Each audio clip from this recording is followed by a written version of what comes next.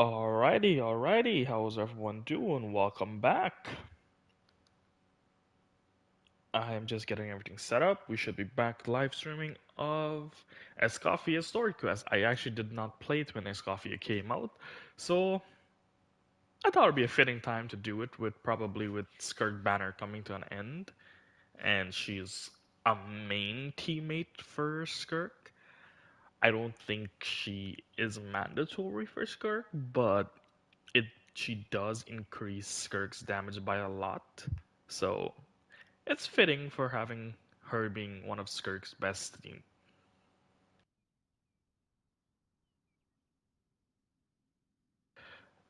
Let's just jump right in.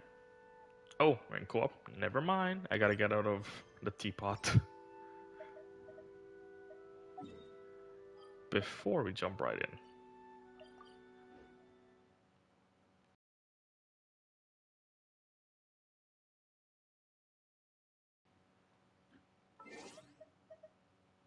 Let's hit the quests.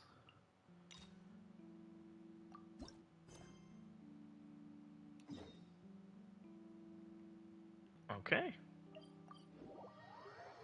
Huh? Is that Navia over there? Oh, it's been a while. Let's go say hi.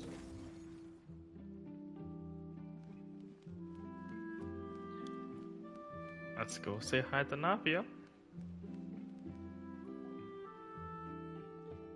Hey, Navia! What you up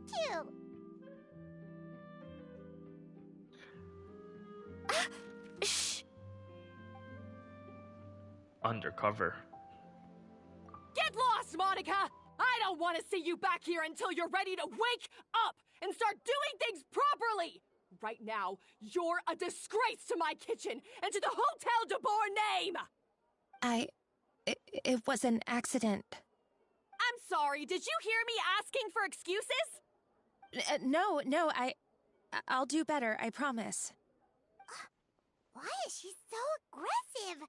She won't even listen to what the poor girl has to say. Oh, hey, cut her some slack. You gotta at least hear her out. Wait! Huh? Who do you think you are telling me? Wait a sec. Navia? Huh. So, you're bringing backup now. Suit yourself! You're still wasting your time!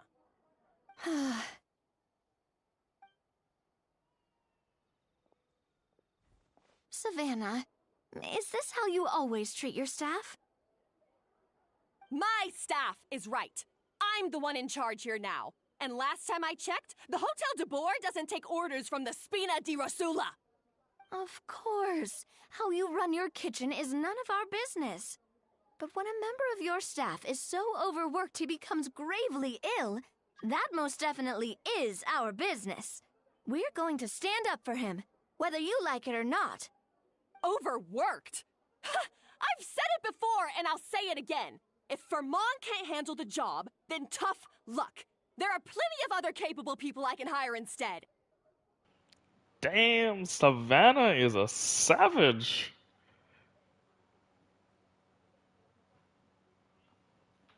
But Philmont can do the job, he just... Monica, back inside, now! Huh? But you said I shouldn't come back until... Just do as you're told, and not another word out of you! Come on, we have work to do! Wow, what a horrible person. Sorry. Looks like I've dragged you into some drama again. Her name is Savannah. She's the new head chef at Hotel de Boer. Ever since she took the job, she's been enforcing a brutal work regime and putting a huge amount of pressure on her staff. One guy was so overworked, he collapsed from illness. He's been bedridden for days, and he can barely even talk properly. I'm sorry. It's all my fault. I don't deserve to be a chef. At his family's request, the Spina di Rosula is trying to mediate on his behalf. We're not exactly making a ton of progress, as you saw.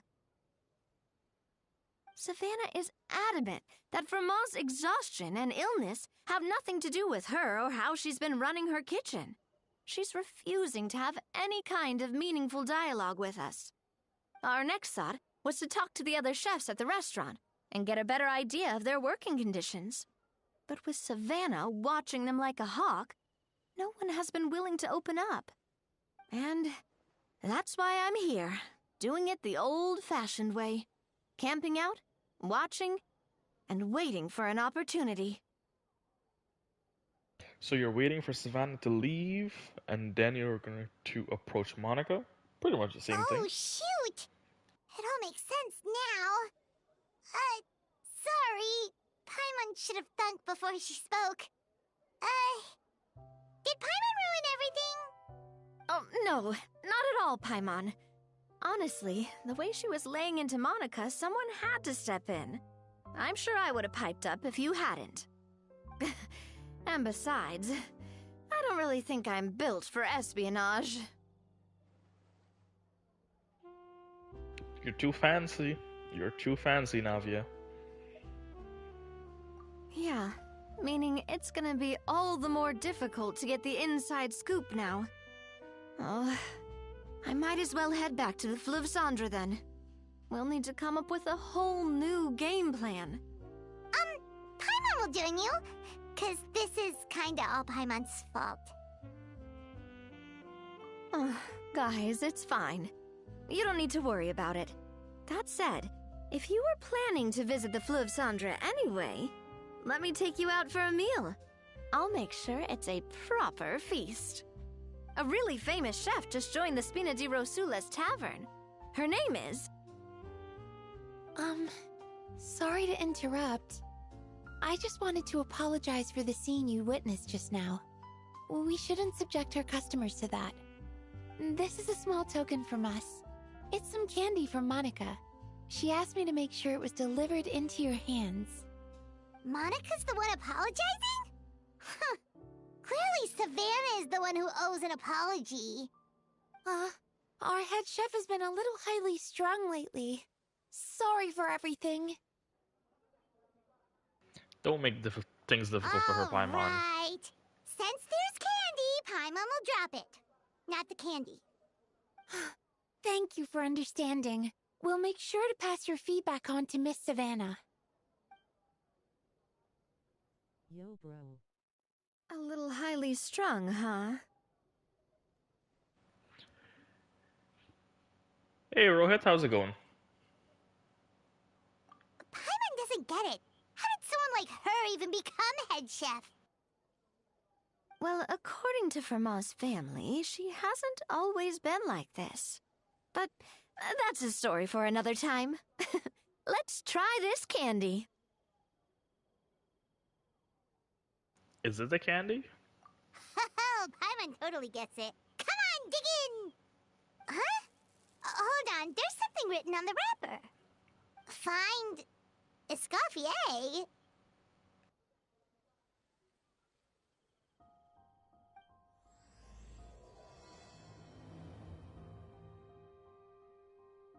Escoffier? Could this mean... Huh? You know that name, Navia? Yeah. Let's stick to the plan and go back to the Fleuve Cendre for now. That's where we'll find Escoffier anyway.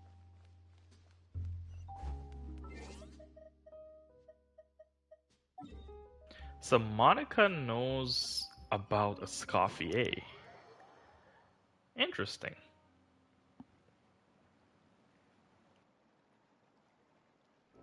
So, who is this Escoffier, anyway?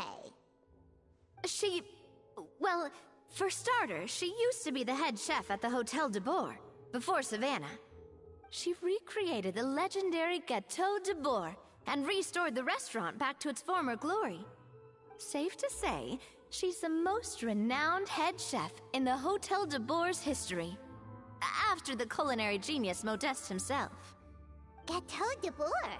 That's the super exclusive cake that they only sell a few slices a day, right? Wow.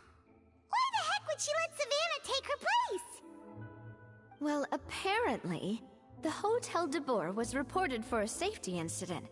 Someone claims that the kitchen was adding an illegal substance to their menu. But none of the chefs had any idea how it could have gotten into the food. In the end, Escoffier decided that as head chef, she should take responsibility, and she was sent to the fortress of Meripede. What? Escoffier was in the fortress of Meripede? Was she locked up? And we were there in the fortress and didn't see her? The Fortress of Meripede?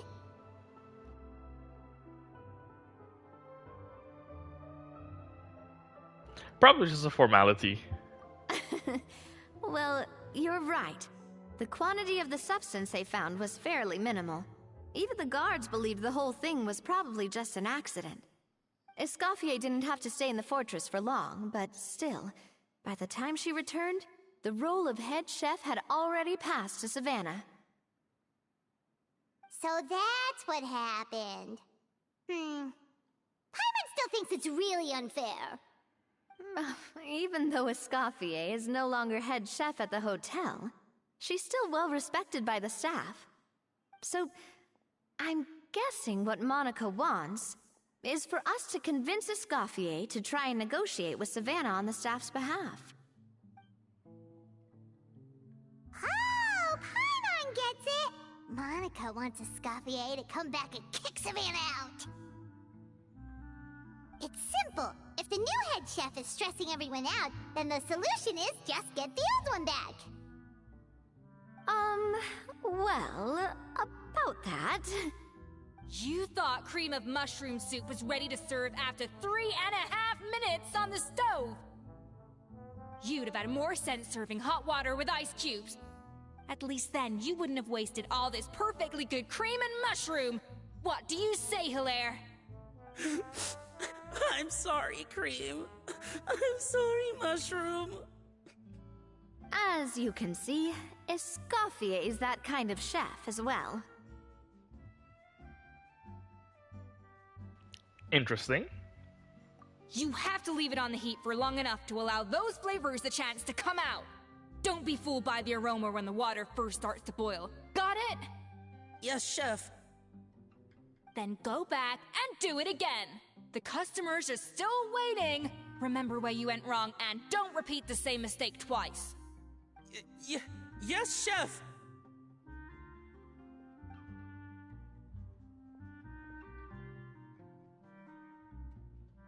It's about leadership quality. Excuse us, Waiting to be served? Sorry, we're pretty busy. I'm afraid you have to join the line. Oh, no, we're not here to eat. So you're not paying customers? Then I'm afraid the wait will be even longer. It's hard to talk to Escoffier when she's in the zone. Let's take a seat. We can catch up while we wait. I don't remember being in the Fleur de Cendre and there was an echo when there was voice acting. Maybe I'm wrong. I don't actually remember. Looks like the rush hour is finally over. Is it always this busy here? These days, yes. I'd say business has tripled since Escoffier joined as temporary head chef. Well, in her words, the Hotel de Boer doesn't need her anymore. It doesn't look like she's got any plans to go back. I guess I'll be heading off then. Wait, take these home with you. We can't serve them now, and there's no sense in letting them go to waste. Oh, thank you, Chef. For what? Like I said, I just don't want them going to waste. Oh, and tell Fiamma to get well soon, so you're not running yourself ragged every single shift.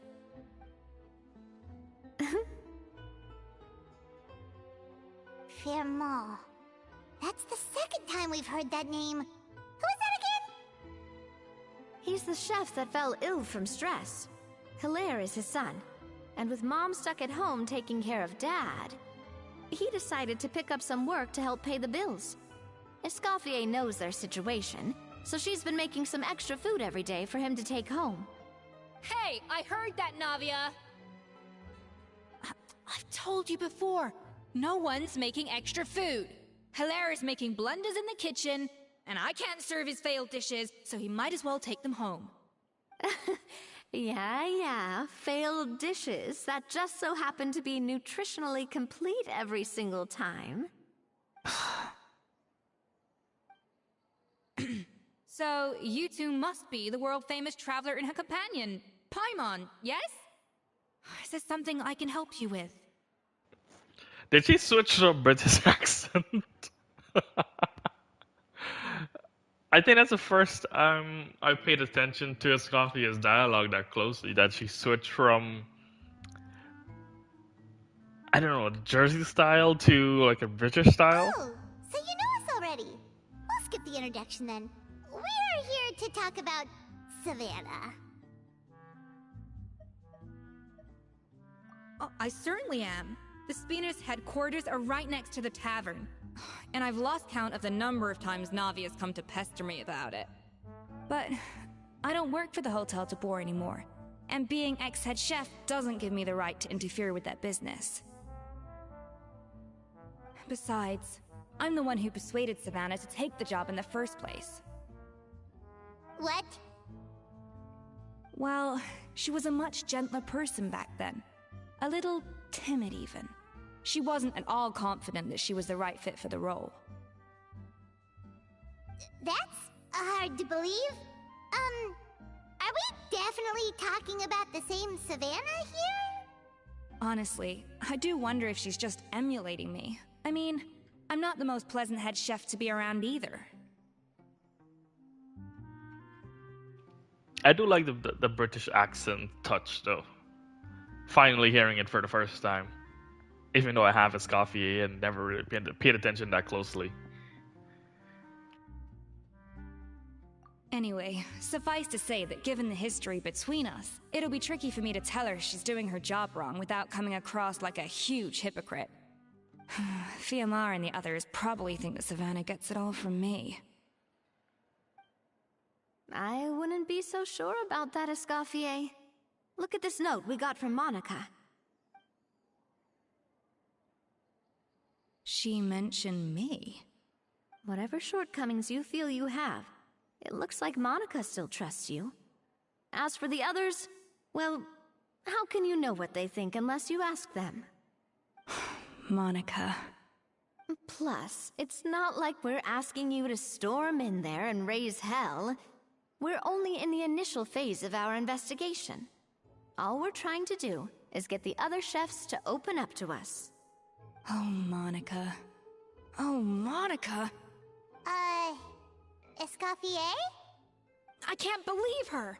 Powdered sugar is supposed to be applied sparingly. Look at all that on the wrapper. It's thicker than the sole of my shoe. Unbelievable! I won't stand for this. She has to learn. Come on, we're going. Wait, so now she's, Whatever the reason with. Let's go catch up to her. We don't want to keep her waiting.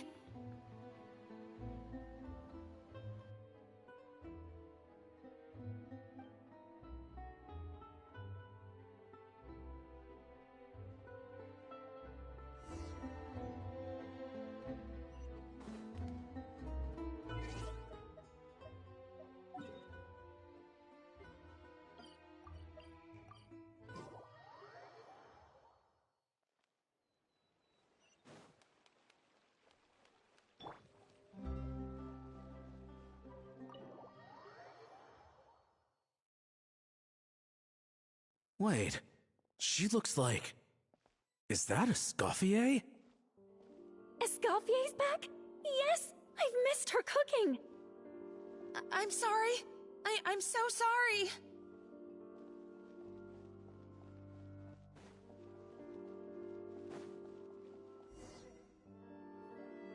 I'm sorry, I'm so sorry. I messed up your order. Oh, I wouldn't go that far. Maybe the taste is a little off, but if you hadn't brought it up, I don't think I would have noticed. But, please, you have to forgive me or Chef is gonna... Okay, I know. I'll kneel before you. What the heck? Get up, Monica! Can't you see that you're just making your customer feel more awkward? Escoffier? If you want forgiveness, then do what any self-respecting chef would do. Make the dish again. And this time, get it right. You cannot go begging your customers to feel sorry for you. Savannah said that I'm not allowed back in the kitchen until I've corrected my mistake. But if I can't go back into the kitchen, I can't do the dish over. That's some backwards logic. How can you fix your mistake without being allowed to cook? If this is what Fermat had to put up with, then no wonder he had a breakdown. We apologize for interrupting your meal, sir. It's fine. With my layman's palate, it's not like I can tell the difference anyway. I was actually quite enjoying my meal until she appeared out of nowhere and started apologizing. Gave me a bit of a fright, to be honest. Oh, well, it's because Chef Savannah tasted a bit of the leftover soup from my pot and then threw me out of the kitchen. Gosh, that's pretty strict. Has she always been that way? I don't recall things being like this when Escoffier was head chef here. I gotta say, you're all looking a little worse for wear these days. I mean, Escoffier was strict too, but I think the difference is that her criticism was more constructive, so you knew what you did wrong and how to improve, and we all knew that it came from a good place. Chef Escoffier was hard on us because she truly wanted us to reach her level. But these days, whenever we make a mistake, we just get told to wake up, get your head in the game, or just do it again. And it's only gotten worse since word got out that Chef Escoffier had started working again in the Fleuve Cendre. Monica, you don't need to call me chef. I'm not the boss here anymore. Yeah, but through no fault of your own. What happened back then, that wasn't on you, and all of us know that. That banquet was a huge event, and so many staff were involved every step of the way. With so many moving parts, there's no way of knowing how that lumiline ended up in the food we served. Lumiline? What's that? A new drug from the Fontaine Research Institute, produced from an extract of the lumitoile. Apparently it sharpens the senses, so they used it to treat people with impaired responses to stimuli. Oh, yeah, I've heard about that. They found out you can use it as a flavor enhancer since it stimulates the taste buds. Makes things pretty addictive. They also found that overuse can have mood-altering effects, and even lead to nerve damage. So it quickly ended up on the guard's list of controlled substances. Unfortunately, however, some food products containing the additive had already made it to the market by the time the guards banned it from the restaurant industry. Everyone knows that in all likelihood, someone probably just purchased a batch of contaminated ingredients by mistake. But you took all the blame. We all know why. You just didn't want to see this turn into a place where tensions are constantly running high, because everyone's suspicious of each other all the time. And now look at you, a fry chef in the Fleuve Cendre. What are you trying to say? Sure, the Spina's Tavern is no Hotel de Boer, but come on, it's not that bad, is it? Oh, the Fleuve Cendre, you say? Great. That's where I'm dining from now on. Monica, I'm very happy with my current job. And there's no changing the past. We just have to let bygones be bygones.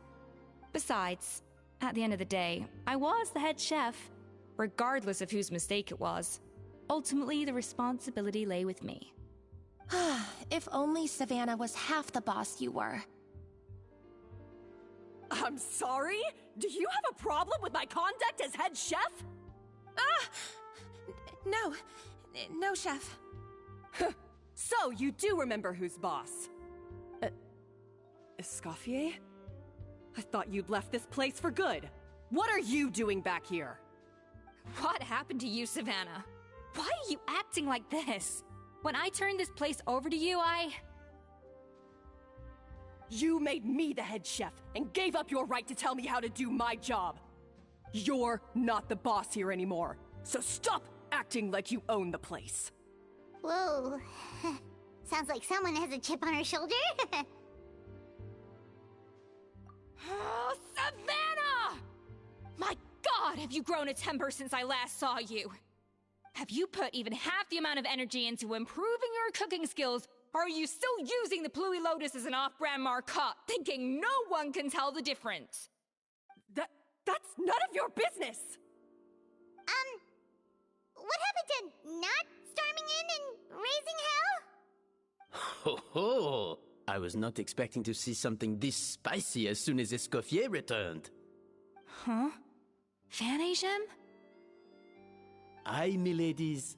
Might I make a humble suggestion?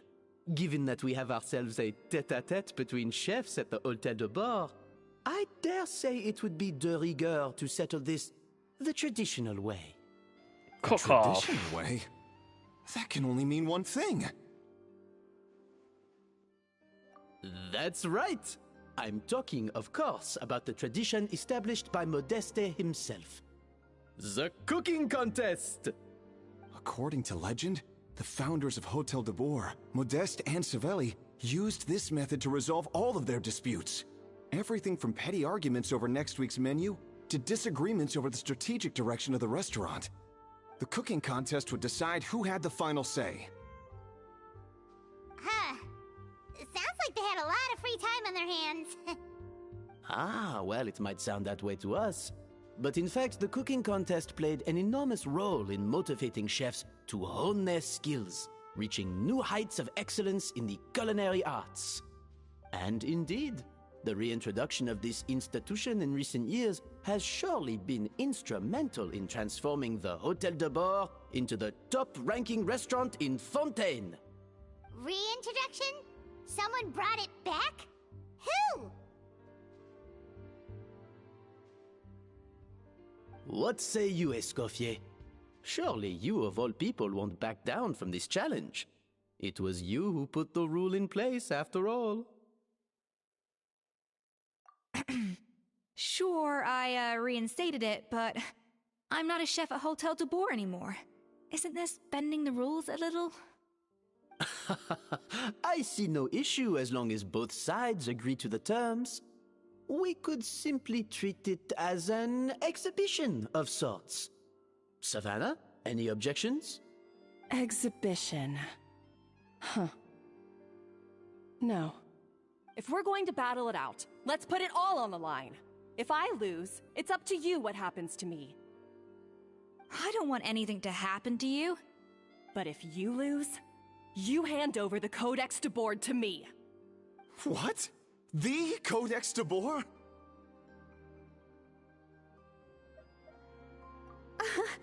Only the legendary handbook written by the original head chef Modeste.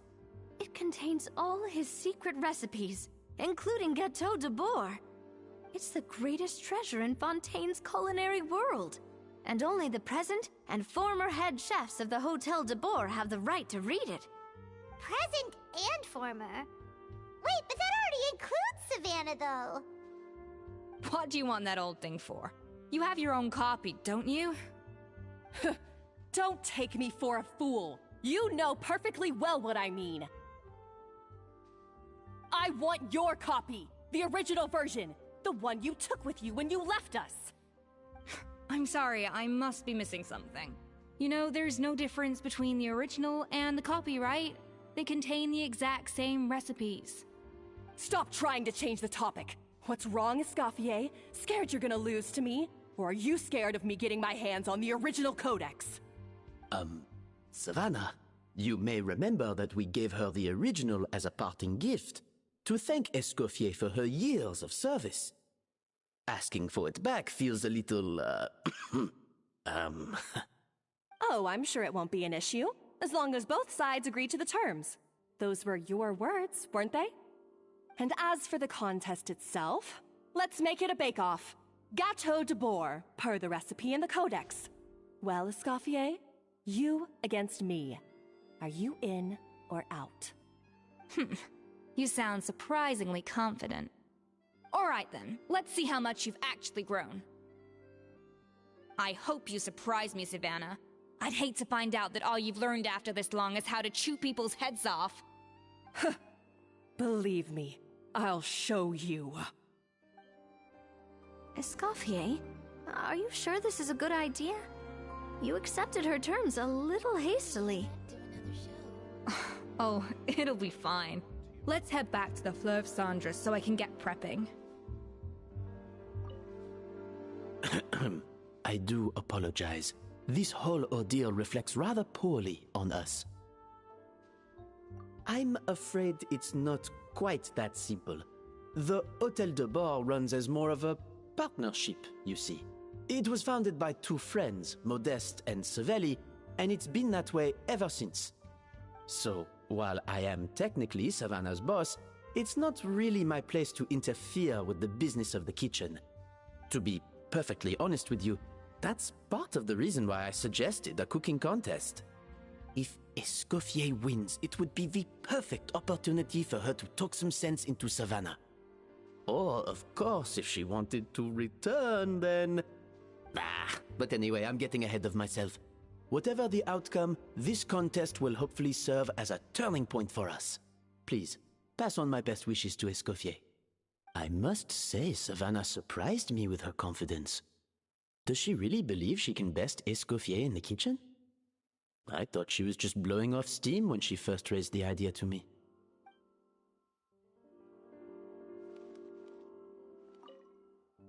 I can't believe I got to witness that firsthand. I only stopped by here for a quick meal. I definitely got my Mora's worth today.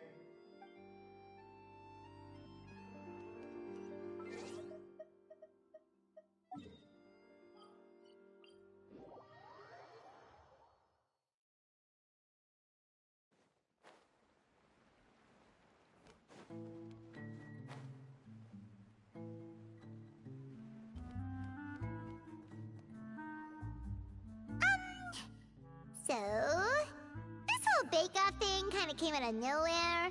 Was it really sensible to just go along with it? Well, I got a sense that she's holding something back. But we chefs always express ourselves in our cooking. So if she won't talk, this might be the best way to find out what's really going on with her. Huh? Holding back? Sure didn't sound that way to Paimon. Escoffier only picked up on it because she's the same way. Always closed off, never letting you know what she really thinks. That's patently false, at least where your macarons are concerned.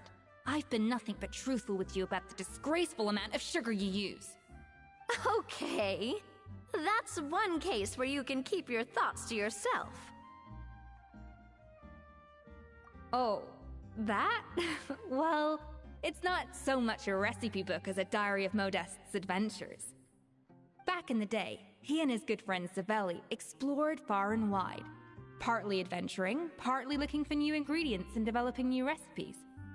Their creations had an enormous influence on the course of Fontaine cuisine, turning it into a much more vibrant and diverse scene. For instance, legend has it that the original Gâteau de Bourg was made using a special secret ingredient that Modeste discovered on one of his adventures. So rare was the ingredient that they could never make more than 16 slices of the cake per day.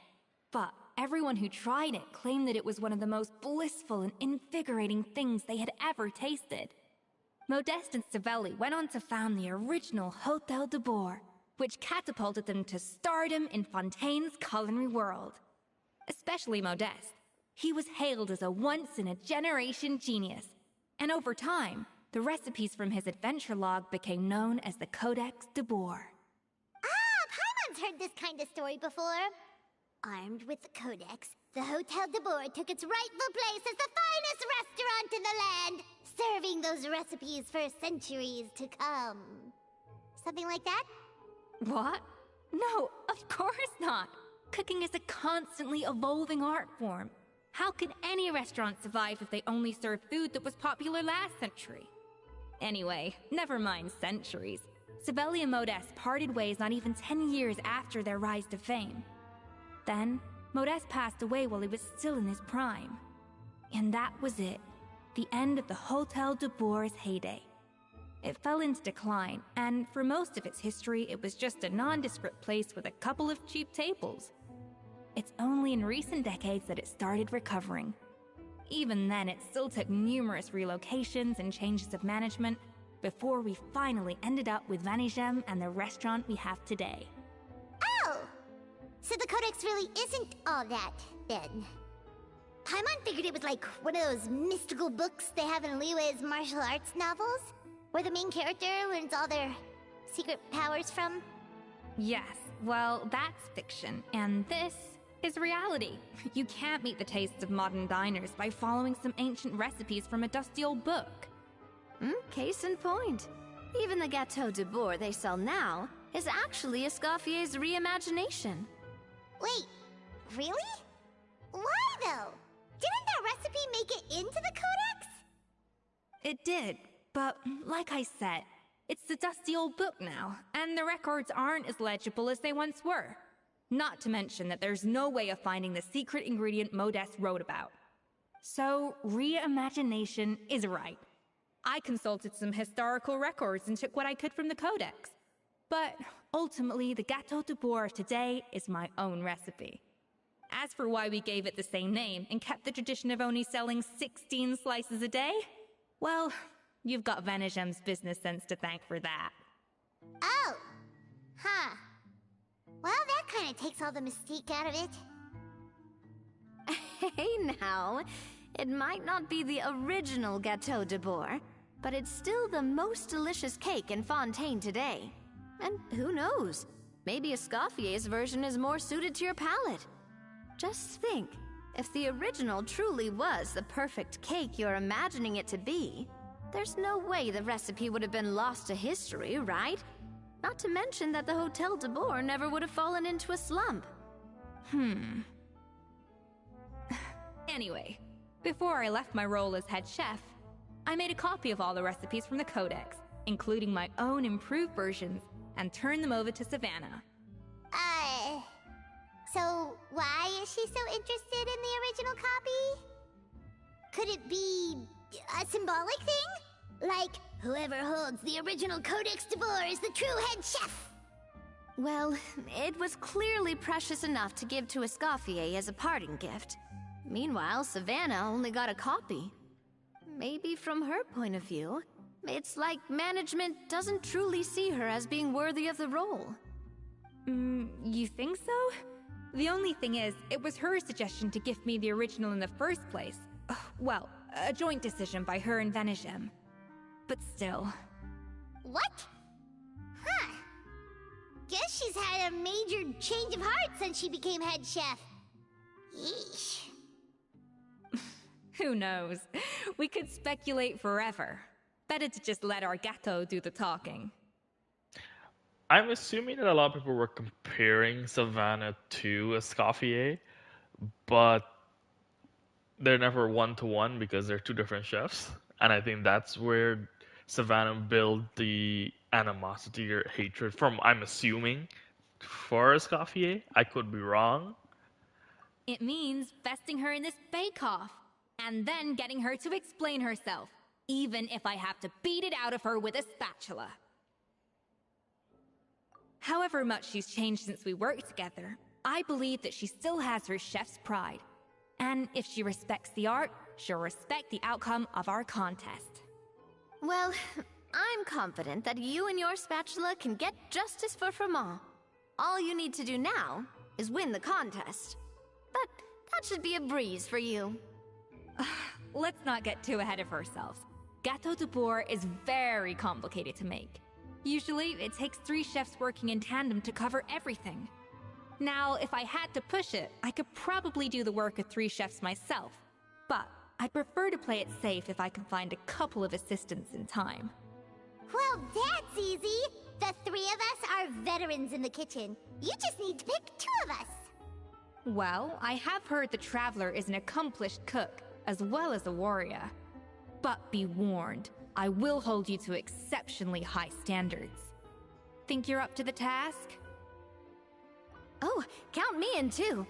I've spent weeks perfecting my macarons after your scathing review. Even if it means competing against the Traveler, so be it. I'll show you what I'm made of. Confident. I like it. Alright, let's start with some elementary mise en place. Show me your knife skills. I've always called it chopping stuff up, not mise en place. But it's basically the same thing, right? Oh, Navia. The difference in your case is that mise en place is chopping stuff up without sending juices flying all over the kitchen. Do we just melee attack? A mise en place. Looks like you found that easier than I expected. Yeah, thankfully it was pretty straightforward in the end. You made it sound like we'd be carving statues out of fruits or something. Well, brace yourself, because the next step is anything but straightforward. I'll be using this cold press to extract flavor compounds from the ingredients.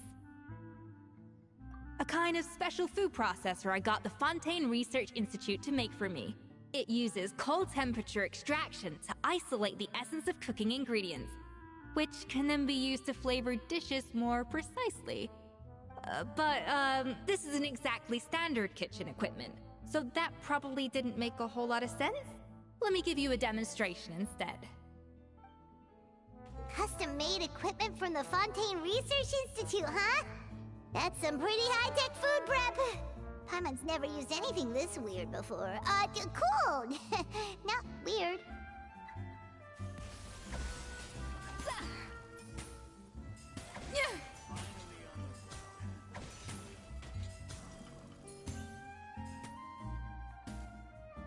And done. These are the flavor compounds extracted from our ingredients. I've processed all the fruit you chopped up earlier.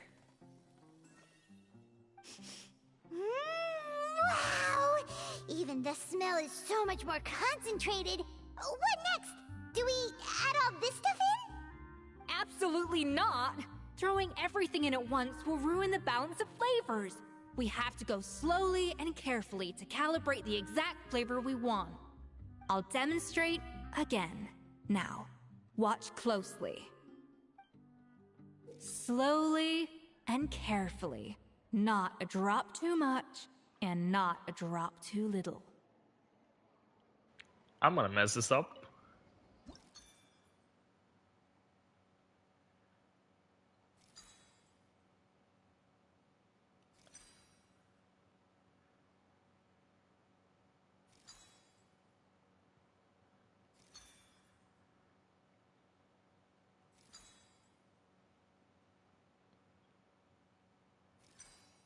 The flavors are not balanced.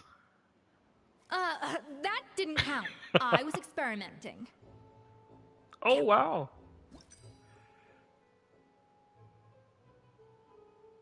Okay, so let's do 5 and add 1, which is balance.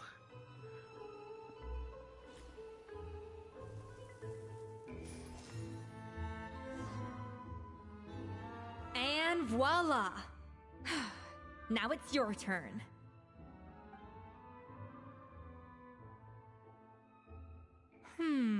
Not terrible. Considering this was everyone's first time blending flavor extracts, it could have been worse. But the Traveler's work was surprisingly good. Are you sure you've never done this before? You got almost perfect results on your first try. That goes without saying. Still, credit where credit's due. You did well. Alright, now for the part I've been looking forward to. I want each of you to cook something from the Hotel du Bois' current menu. I'll judge your submissions and give you a final score. That's right. The true test of your cooking skills is the finished product. It'll be good practice for the contest itself. Now get to it. Chop chop! Mise en place. Oh. I don't think I have a dish from the menu. How's it going? Have you picked a dish yet? Choose wisely. I expect you to present the most delicious thing on the menu. Are these dishes on the menu? I don't actually know. Let's go for the sweets, why not? Like rainbow macarons or the duck confit. Let's go for the rainbow macarons. Because this Navia specialty, you know?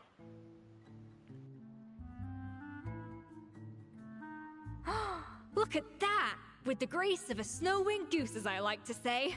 Now, let the grating commence.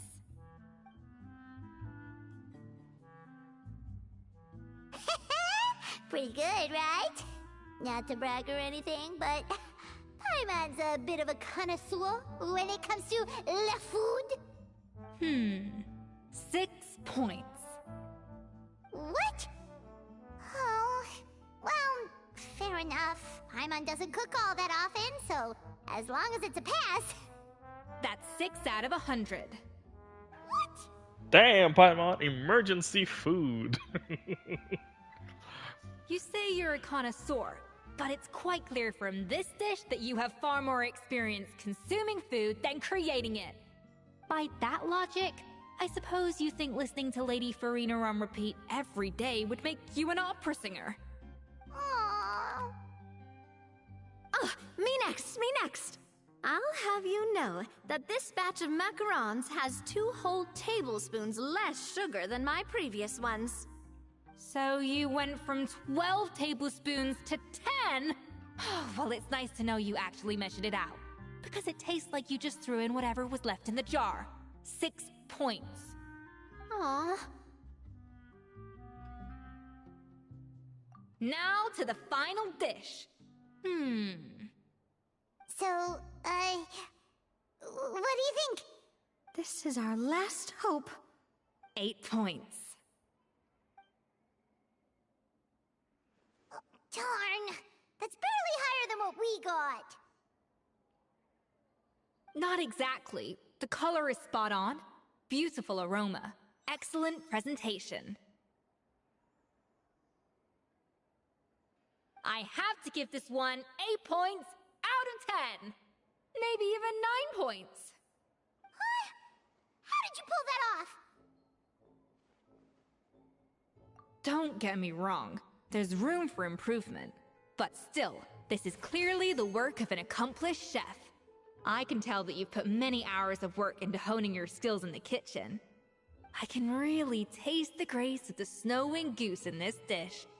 The traveler's journey, with all its trials, tribulations, and setbacks. Not to mention the frustrations of having a picky eater for a partner. Hey, you made that last part up! No way did you taste that! Well, it looks like I lost fair and square.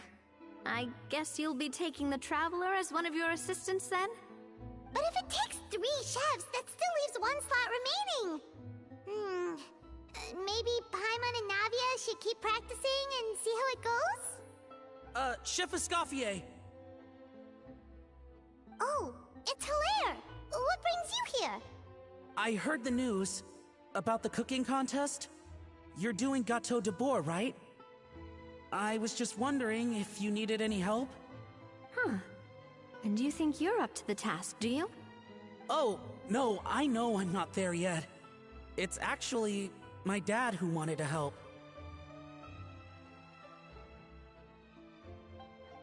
Firma, last I heard, you could barely get out of bed.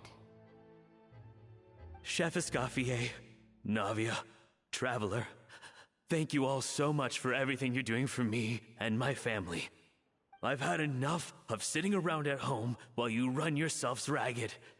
If you let me, I'd like to help you win this cooking contest. Yeah, I was gonna say the same thing. Don't you worry. I'll be fine. I'm feeling much better now. I'm sorry. I know I've been rather useless these past few days, but not anymore. The fact is, I'm a fine chef, despite recent events. I've proven myself in the Hotel de Bois kitchen, So if anyone's qualified to work under Chef Escoffier, it's me. I think. I mean, I hope so. Firma, have you even set foot in a kitchen since leaving Hotel de Boer? I have not. But I'm fully rested now. I know I can handle it. I'll prove it.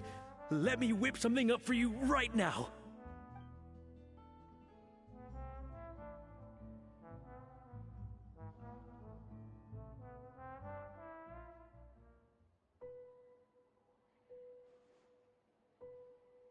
Huh? That's strange. Why are my hands shaking? What do you call this, Firma? I can't seem to grip my knife. Do it again! Again! Again! I... Hopeless. Get out of my kitchen yesterday.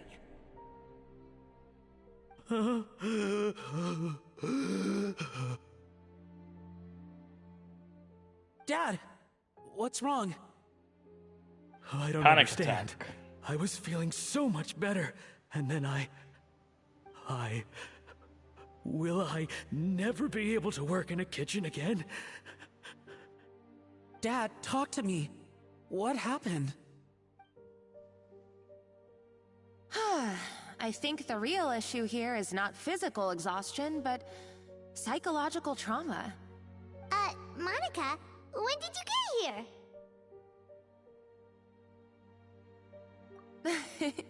Probably because you were all concentrating so hard on your cooking. I didn't want to interrupt your flow.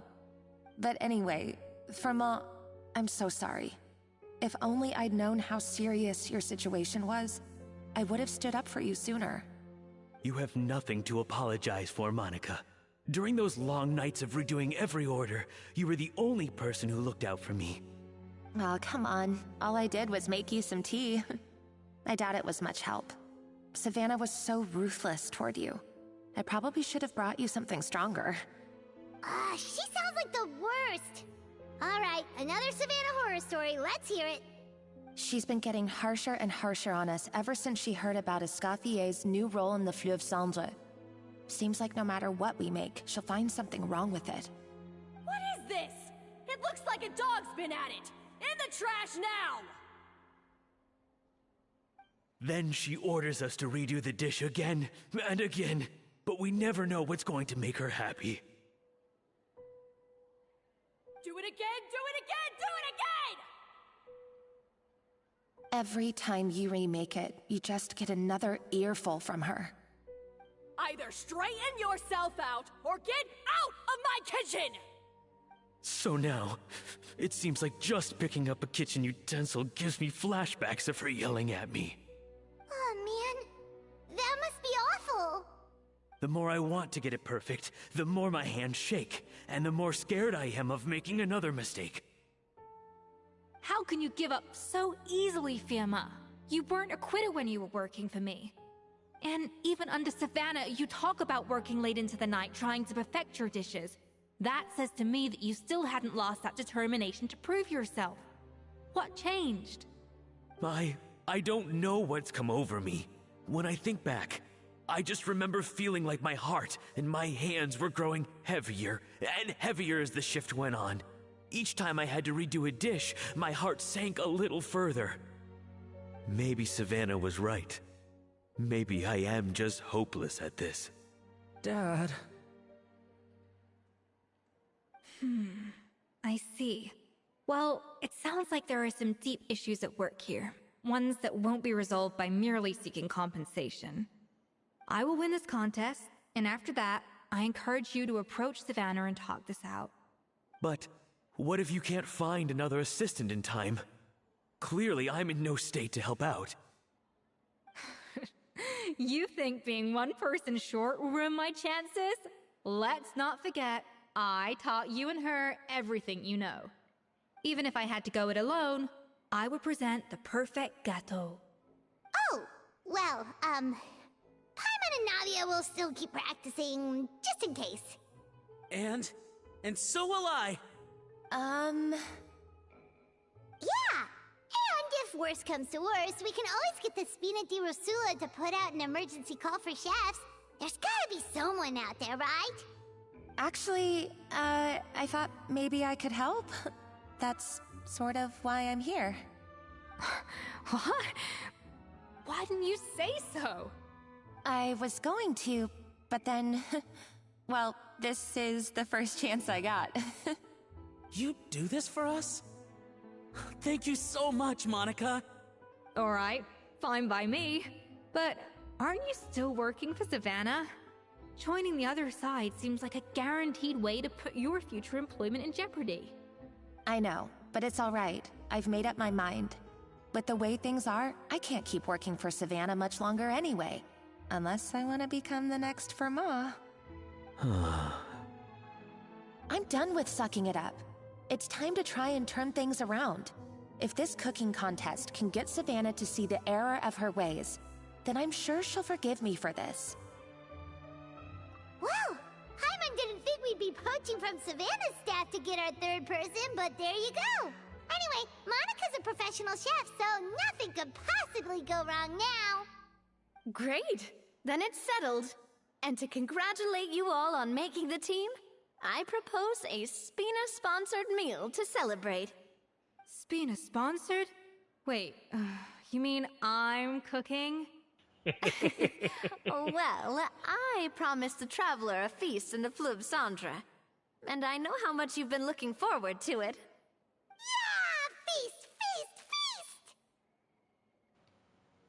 It'll be All good right, practice for if the you contest. insist, then prepare for some of the finest food of your lives.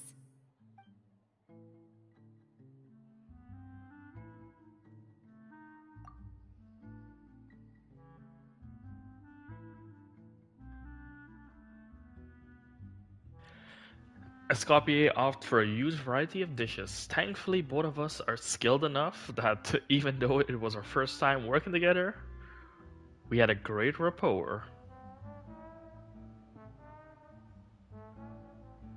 That's not a bad idea, actually. Wait, hold on. You need to finesse that further.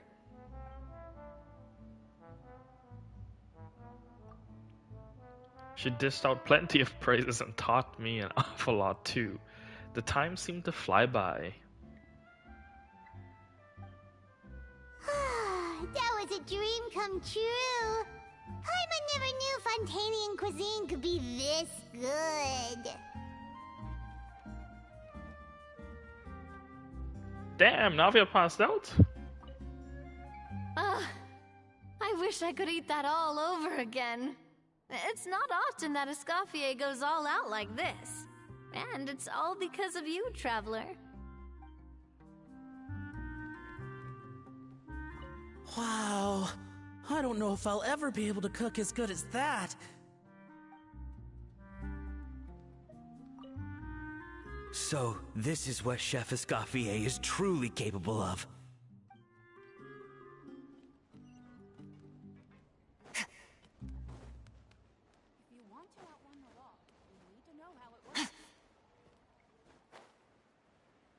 I guess I'm finally on the right path. Where's Monaco?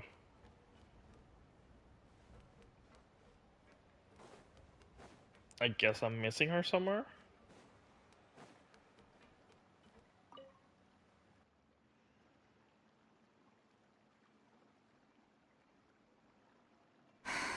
Why, Savannah?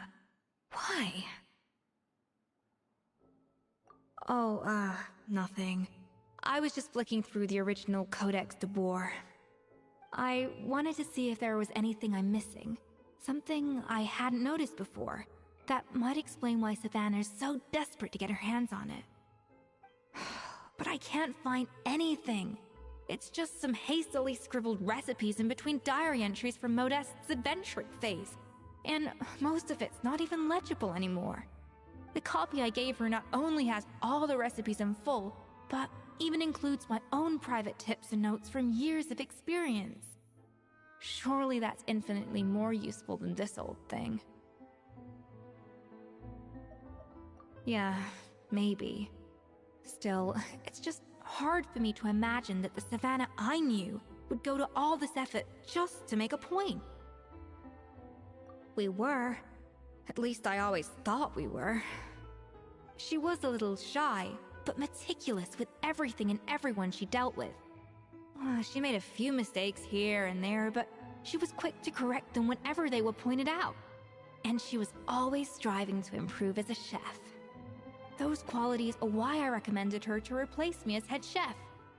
I never imagined for 1 second that she'd cause Fiamma and the other staff so much grief.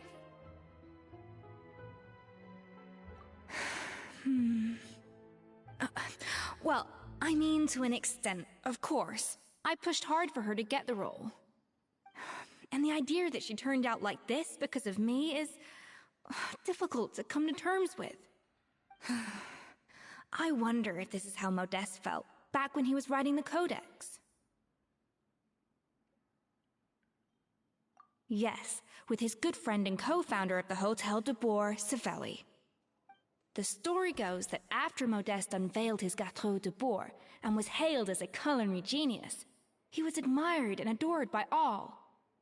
But his newfound fame slowly drove him and Savelli apart. Unlike Modeste, whose every new creation was an instant hit, Savelli seemed to face setbacks at every turn. Doors that would swing wide open for Modeste would shut in Savelli's face. And with Modeste being whisked off to all manner of functions by his celebrity friends, he had less and less time to discuss the culinary arts with Savelli. People started gossiping about Savelli, and their relationship between the two gradually soured.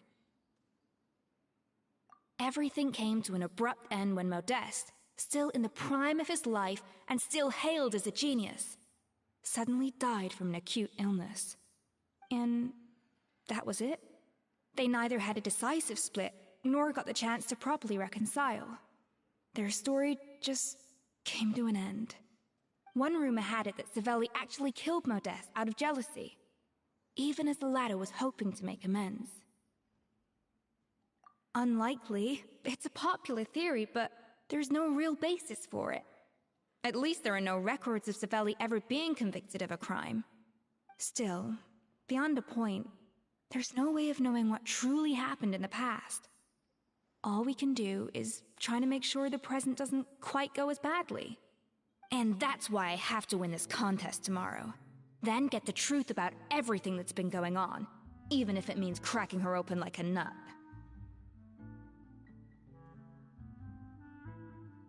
Really? Well, I like the confidence. Don't let me down tomorrow, then. You better bring your A game.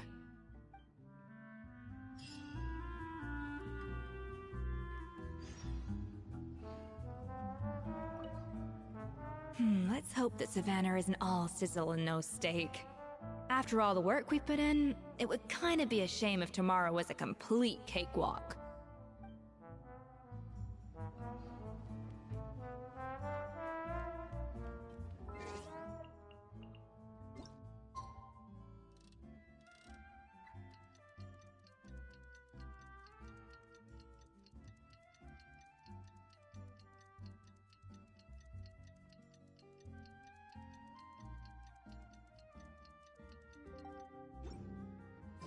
It's Cooking Contest Day! To the Hotel de Boer! Toot sweet! Let the cook-off begin. I guess. Is Did it you hear inside? the news? Escoffier's coming back for a cooking contest. Wait, seriously? Escoffier in a cooking contest? Now that I've got to see! I don't get it. Why would anyone in their right mind challenge her to a cooking contest?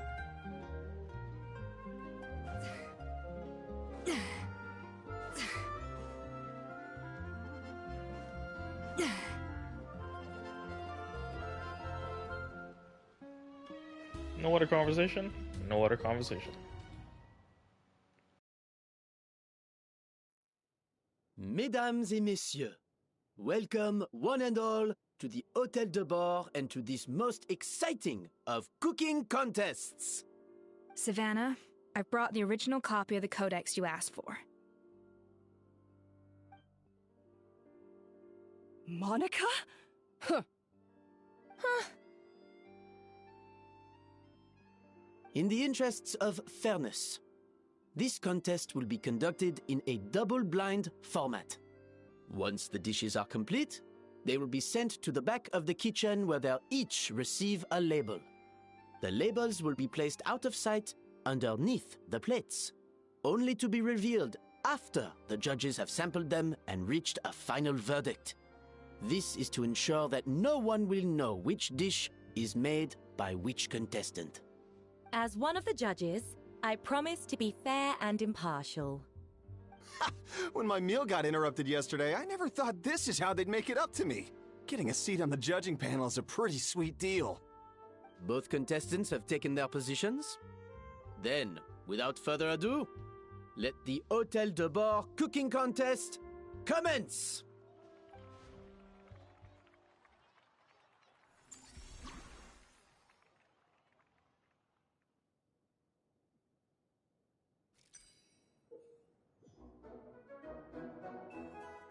Okay. We're balancing flavors. Monica, Traveler, it's go time. Oh! Let's do this. Can we talk to Monica and the Traveler? Gaspar, Oh. get to work. Do not. Even the best chef in the world can't flavor their food without prepping the flavoring, right? Looks like our two head chefs are raring to go. Like an oven on full blast, this competition is quickly heating up. That should be enough flavoring. Now hurry up and balance the flavor. Oh, the attack is still going. Last time what I did 5. So let's do 3. That's not gonna work.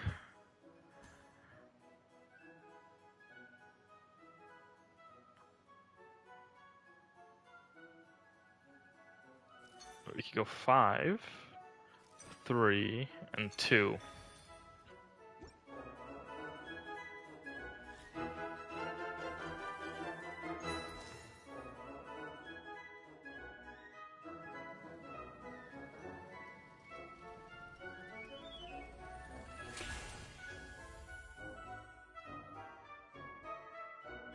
Come on, Escoffier! Come on, Traveler!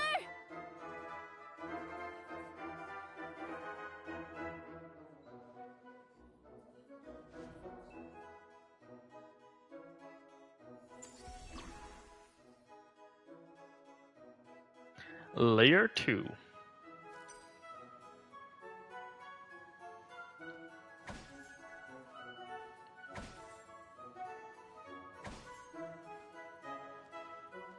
A little amuse-bouche.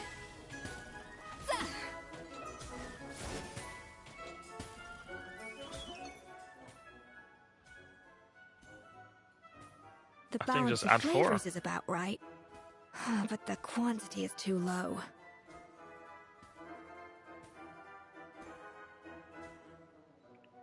Oh, we might mess this one up. Maybe. Unless we do 3. Let me go 2. No. Oh, we can do 2. Stay calm, Escoffier. There has to be a way to balance the flavors. Just think. My bad, Escoffier.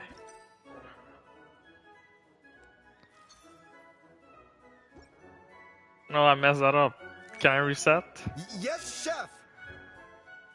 Oh, tension in the ranks on Team Savannah. Will this slow their progress? For goodness sake, Savannah, what are you doing? Oh, get it. I guess if we do 2, we're balanced. What are you doing, Escoffier? Your team's waiting on you. I messed that up first time. So, what do you think?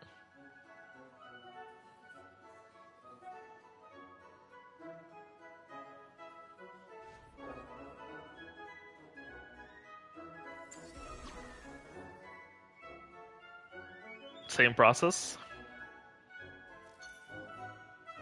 Same process.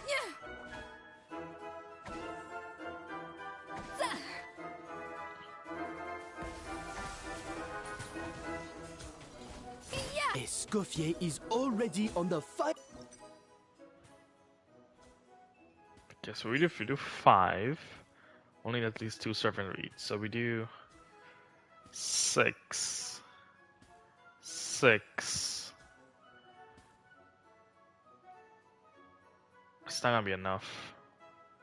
Because if we do 2, we're not gonna be balanced, but we'll need the second one to apply, so we need more fruits. I think this flavor profile is still a little bit off.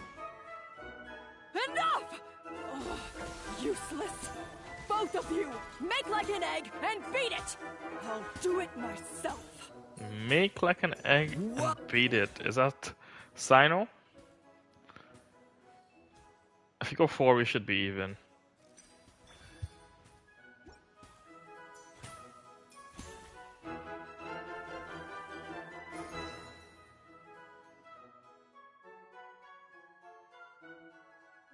You can't match Escoffier's talent.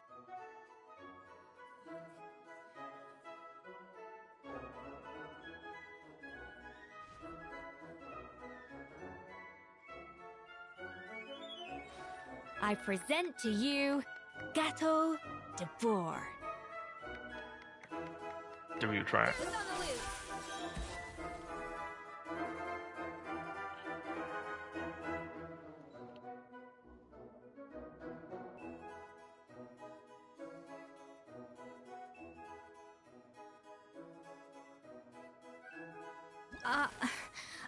I was just exercising caution. I had to make sure everything was perfect.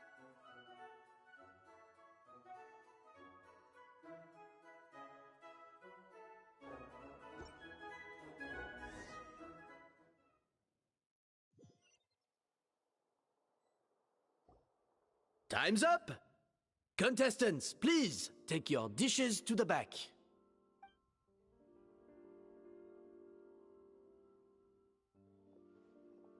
Huh.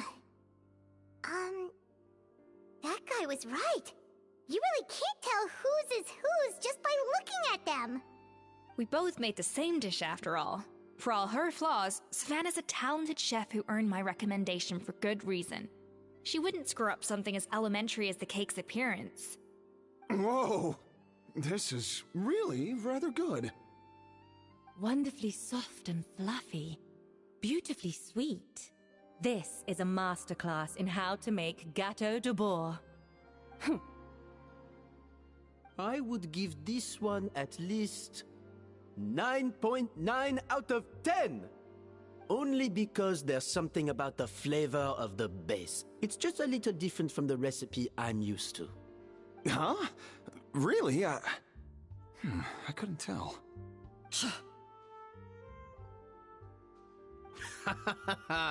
All right, on to gâteau number 2. I haven't had a single bite and already this aroma is a delight to the senses. I have a feeling that this gâteau will be a gâteau for the ages. How exciting! I'm gonna dig in.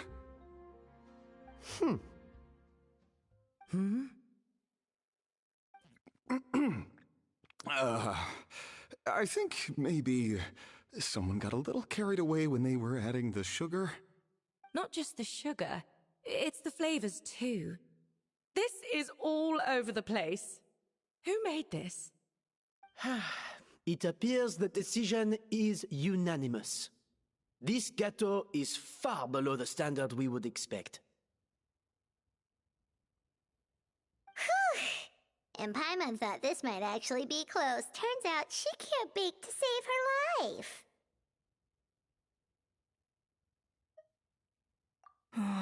Something's not right here. Savannah may not be perfect, but no way is she this sloppy. I can now declare that the creator of the first gâteau has won this cooking contest. Now, all that remains is to turn the plate over and reveal the chef's name underneath.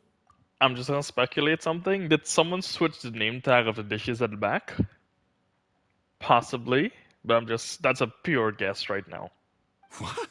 It's Savannah? No, that's impossible. Hey, Savannah! You cheated, didn't you? You cheater! What did you do? Oh, you swapped the plates, didn't you? Well, someone's a sore loser. These cakes went from the oven to the judge's table without me ever laying a finger on them. And everyone here can attest to that. It was Vanejem's staff who labeled them in the kitchen. If you're looking to accuse someone, why don't you start with them? Isn't it more likely that Escoffier's lost her edge? Oh, or maybe her assistants let the team down. You take that back! Judges, we demand a rematch.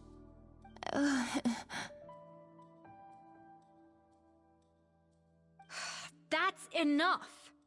What's done is done. As head chef, or rather as team lead, I take responsibility for the dish I served. Whatever went wrong and however it happened, I should have spotted it. Savannah, I didn't think you'd stoop this low just to beat me in a bake-off. What happened to your chef's pride? I don't know what you're talking about. If you want the Codex de Boer that much, you can have it. Escoffier, no! But you must promise me that you'll apologize to Firma and compensate him for everything you put him through. It's a little late to be negotiating terms. The contest is over and I won. That means you owe me the Codex, and I owe you nothing. Look, Savannah, you may have fooled everyone else, but can you really fool yourself? What I'm offering is to accept defeat without looking to expose what you've done.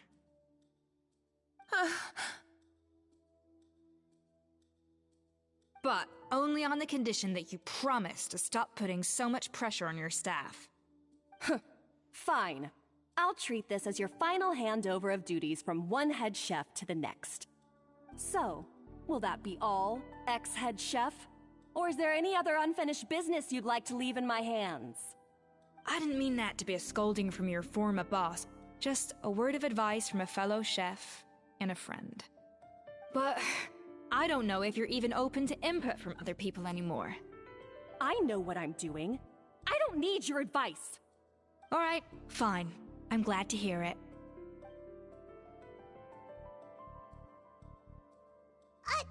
Escoffier? Did Monica betray us? Finally. Now, at long last, I will succeed. Escoffier? How could you let her get away with this? Yeah! The Codex is a souvenir of your time here! Doesn't that mean anything to you? It's alright. It was just a bake-off, not the end of the world. I'm already over it. Besides, it's not all bad. She agreed to compensate Firma. That's mission accomplished for the Spina. Honestly, if I'd have known that giving her the Codex would solve everything, I'd have just done that in the first place. I mean, why bother with the whole cooking contest? It's such a waste of time and energy.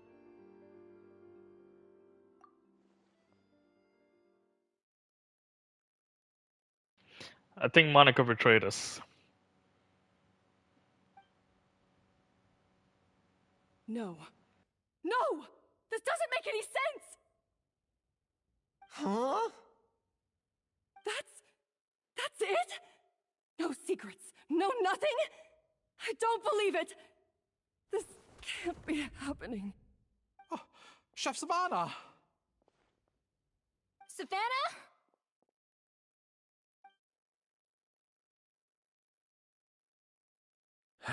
It's nothing life-threatening. Just a lot of pent-up stress and exhaustion. Oh, I knew it. Pent-up stress?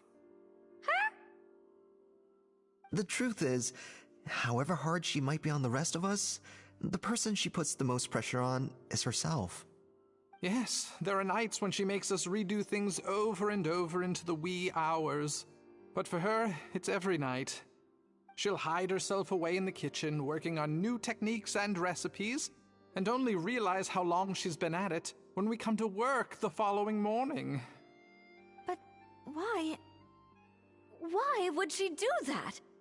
Our best guess is She doesn't want to be seen as less of a chef than Escoffier. And there it is.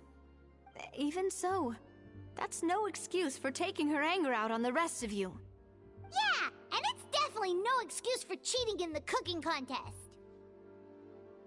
Huh, about that, we honestly have no idea how she did it. We were focused on our own work the whole time, like she asked. Leone and Algalia were the ones I tasked with labeling the cakes. I've already spoken to them both. They're at a loss to explain it too. Not to worry. Come on, join me downstairs. I'll interrogate the guilty gâteau myself.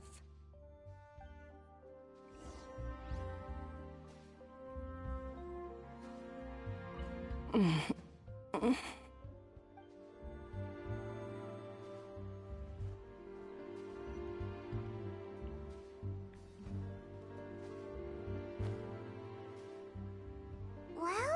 how is it? Have you figured out what it was? Oh, this is aggravated assault on my palate. I'd rather eat wet cement than this. Is it really that bad? I made sure to taste test it before it was served. Oh, relax. This isn't your cake. Savannah never switched the plates. The offending flavors are coming from in between the icing and the cake base, which means someone tampered with it while it was being made.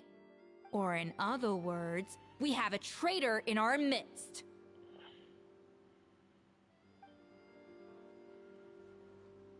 I'm sorry.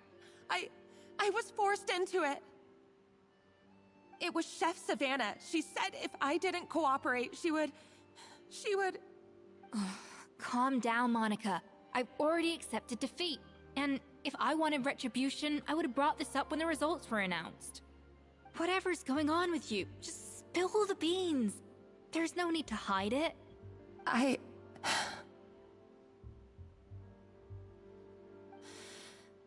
I was the one who caused the food safety incident that one time. Food safety? Wait, you mean the Lumaline incident? So you procured the contaminated ingredients? I think so. Savannah and I were on procurement that day.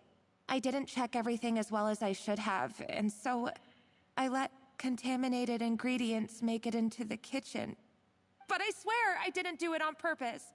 I had no idea there was an issue with them, and I didn't know it would end up with Escoffier going to jail. But the last thing I expected was for Savannah to use it as leverage to blackmail me with... This is crazy! So Savannah pressured you into sabotaging Escoffier's cake by threatening to expose your secret if you didn't? I know, it's terrible. I'm so sorry. I was so scared. The thought of Chef Escoffier finding out that I put her in jail, it made me freeze up with fear. I thought Escoffier would hate my guts if she ever found out, and yet somehow that's ended up in me doing something even worse.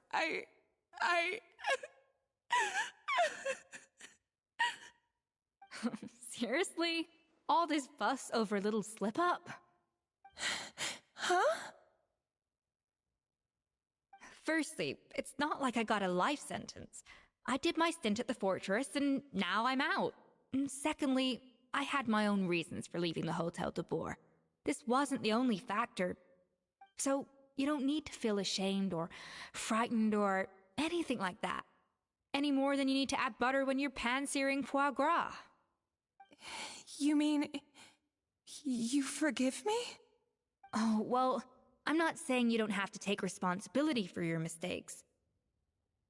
You should tell Vanagem to mark down your performance for the past few months. Then do some digging and find out exactly where those contaminated ingredients came from. Sure, you've made mistakes, but now's the time to fix them. Understood? Understood.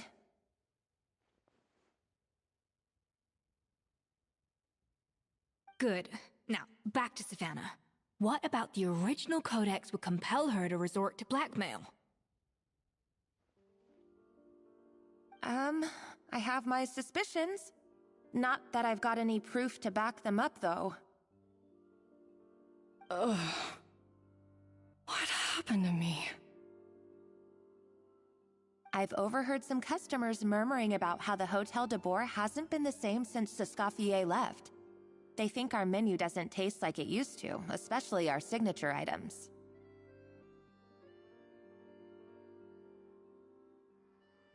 That's exactly what I thought it was going to be. Now that you mention it, I noticed it during the contest too. I couldn't put my finger on it, but the flavor seems subtly different from how it used to be. But the difference was so small, I'm sure no one would notice it besides our most loyal customers and true dessert connoisseurs. Still, as head chef, it's easy to see why Savannah would get so hung up on it. So many times I've seen her make the cake base over and over again, late into the night, determined to match Escoffier's version. But something's always slightly off every time. Yeah, I've noticed that too. Never really gave it much thought, though. Thinking back on it now, it's clear that Savannah's been in a downward spiral ever since Escoffier left. She wants to prove that she can fill Escoffier's shoes. That's gotta be the reason. But after countless setbacks, she's getting more and more unhinged. And at some point along the way, she switched from doubting herself to doubting Escoffier. Doubting Escoffier? For what?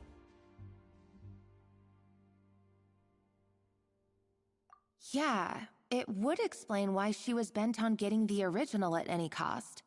She must have thought Escoffier purposely omitted key details from her recipes when she copied them out. Also, she could retain her place as the #1 chef in Fontaine, the only one privy to all the secrets of the trade. Oh, for goodness sake. What a stupid idea. Of course. Then she finally got the codex only to discover that the secret recipes she's been pining for don't exist at all. Seeing how utterly wrong she was must have been a real shock to the system. It probably brought up everything at once. It overwhelmed her, and she passed out. There's still one thing that doesn't make sense, though. If Savannah had the real recipe all along, how come it tasted different? She might not be on the same level as Escoffier, but surely after like 50 attempts, she'd get it right one of those times. You'd think so, but geniuses like Escoffier are in a league of their own.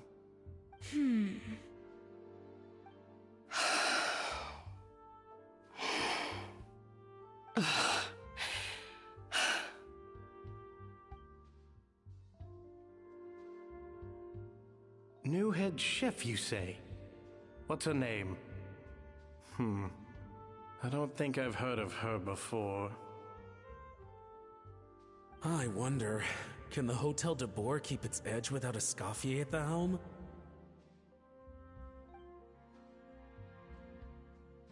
This tastes different from last time. Is it undercooked or something?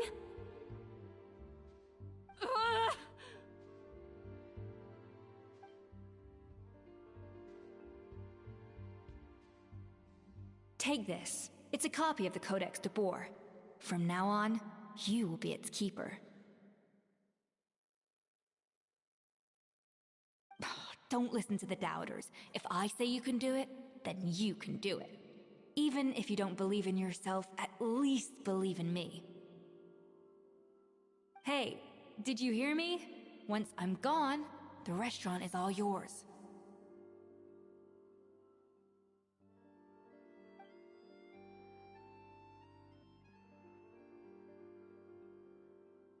All this time, I've been blaming other people, but maybe I'm the problem.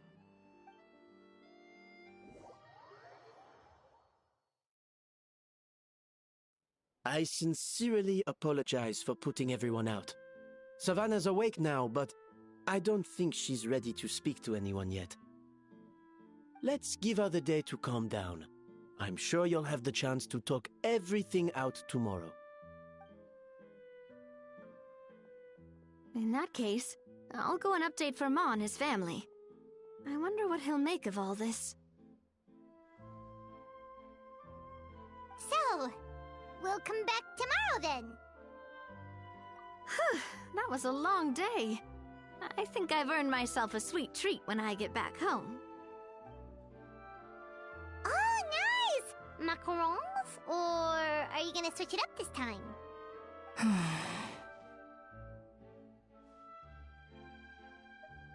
Traveler, how much do you know about the snow-winged goose?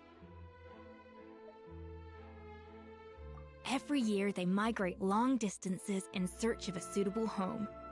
There's always one goose at the front whose job is to lead the flock. Fontaine poets often use the image of that goose to explore the ideas about leadership and genius. They usually imagine someone who's a cut above the rest, a model of perfection. But what those poets don't know is that during a migration, the lead goose is always changing. Once the lead goose shows signs of fatigue, it retreats to the back of the flock and allows another goose to take its place. So the truth is that leadership, with all the responsibilities and pressures that come with it, it's something that everyone takes turns at. But we humans completely miss that fact when we project our own ideas about social hierarchies onto them. I guess what I'm saying is, I don't buy into this notion that there's some sort of gulf between normal and genius. Cooking is a science, not magic. Given the same ingredients, same recipe, and same environment, I see no reason why two different people shouldn't be able to create the exact same dish. Of course, some people have a more sensitive palate than others, and some people are just born bolder or more conscientious. But these are all variables that can be accounted for with time and practice. I'd have no reason to expect so much from others if I believed that perfection can only come from the hands of a genius. The only reason I hold people to high standards is because, well, I believe they're capable of greatness.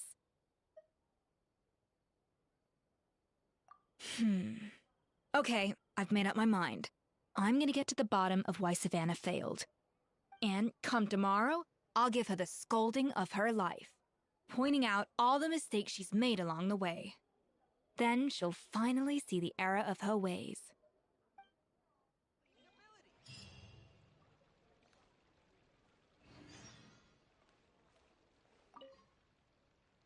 Thank you for your words of encouragement. I'm gonna head to the Hotel de Boer and spend the night investigating. I guess I'll see you tomorrow. Genius? Calling someone a genius is just another way of saying I'm too lazy to figure out how I need to improve. It's a defeatist attitude and I won't stand for it. Defeatist attitude. Oh, the time between 5 to 7.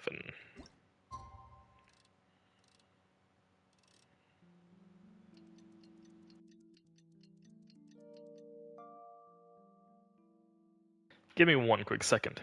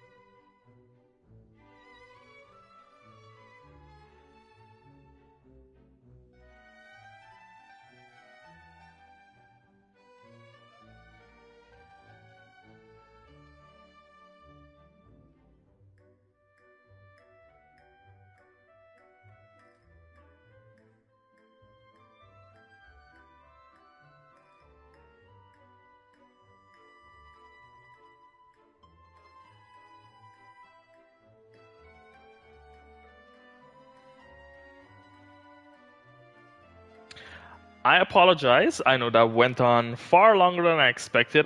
There's an important phone call I had to take. I do apologize for that.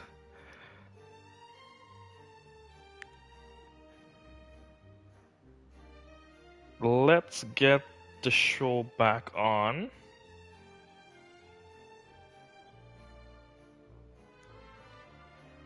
Uh, 6 o'clock, right? Oh, the following day. Never mind.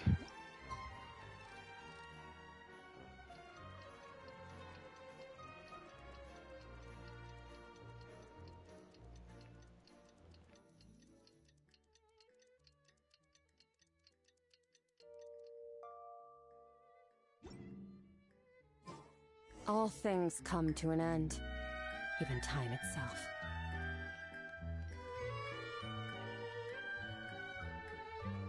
Okay. Where we left off with the story, I think Escoffier wants to chew Savannah's head off because of the decision that she's making. With Vanagem isn't for a while.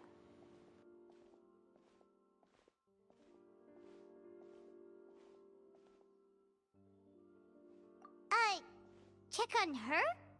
Why? What happened? Oh no. Escoffier, are you alright?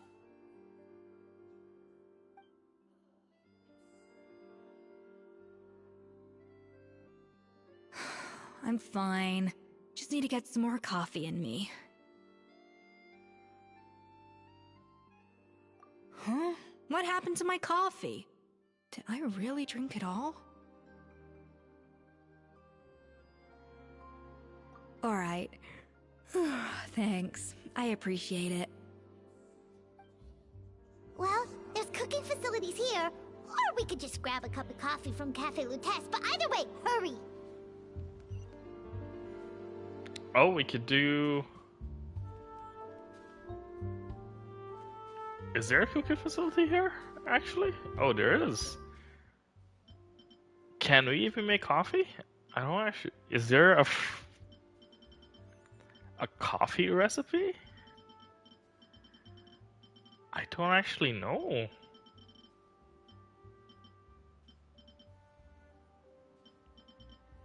Nothing seems to be coffee for me. Maybe there is one, I'm just missing it.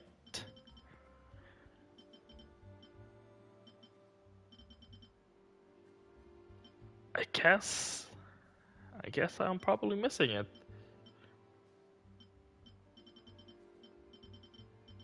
Or I have it and I just, you know.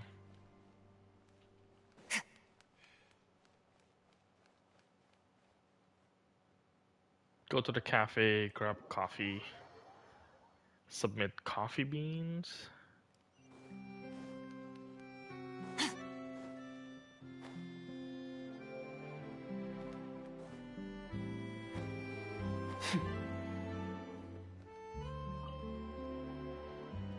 Hello, what can I get for you?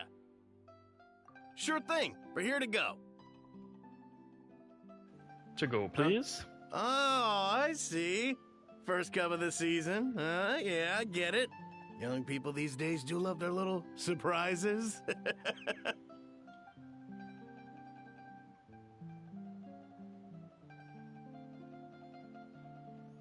Not convinced we're on the same page here, but I'm not here to chat. Let's get the coffee to Escoffier.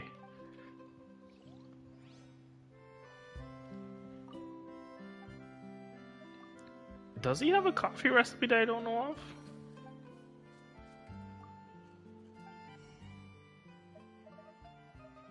There is coffee bean, so I can grab some of those.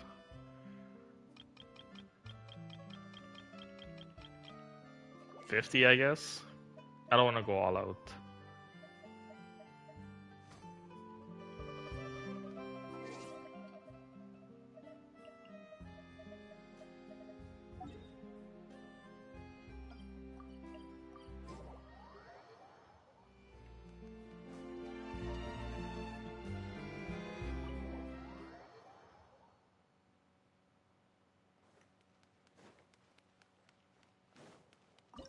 Is there a dish that we can make with the coffee bean?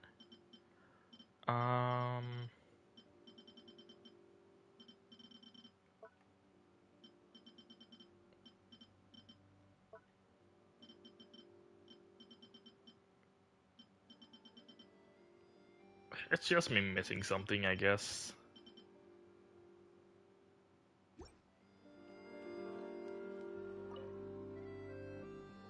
Coffee. Need coffee. Oh, it's just a dessert.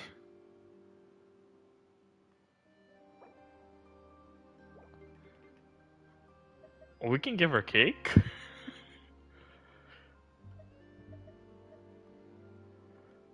I guess.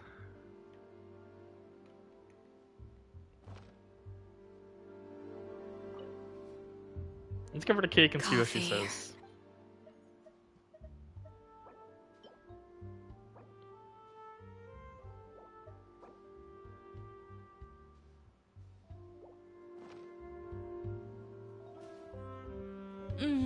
Strong, bitter coffee beans, transformed through expert brewing and balanced perfectly with rich, creamy steam milk.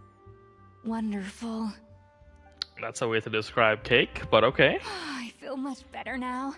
Thank you so much, Traveler and Paimon. Glad to hear it, but make sure to catch up in your sleep when you get the chance. I think I figured out where the problem lies. Honestly, it's ridiculous. I don't know whether to laugh or cry. Wait, what investigation? What are you guys talking about? I'll save it for when everyone else gets here. It's so stupidly small, I can't believe it's caused so much drama. Yes, except my failures were stepping stones to success. Escoffier, have you seen Savannah? Huh? No, not since yesterday. Why? What's wrong? After seeing her home yesterday, we were all a little concerned about how she was doing. So, I dropped by her place early this morning to check on her. Only to find an empty house with the doors wide open. I left Alphonse and the others to keep watch at her home, while I checked the Hotel de Bord. I'm worried something bad might have happened. If she's not here, then where could she be? Boss, Escoffier, bad news. Alphonse? You're supposed to be keeping watch at Savannah's house. We were, but then, just after you left, we found this stuff in her house. Oh, looks like a map with a bunch of random places circled. What does it mean? Wait a second. This feels familiar. I'm sure these places are all connected somehow. Of course, from the Codex. They're all places that Modeste explored on his adventures. Yeah, but I don't understand. The adventure logs in the Codex are too fragmented to be of any use. How come this map shows all the missing details? The Codex de Bord? Then, this place marked in red out at sea. Could that be the fabled birthplace of Gâteau de Bord? Seriously? So now she set her sights on finding the original recipe and beating Escoffier that way? Geez, Savannah. Anything to overcome a Gâteau plateau, huh? Ugh, idiot! Does she have a death wish? Those ruins are thousands of years old. Hold on, there's more. Besides the map, we also found these letters.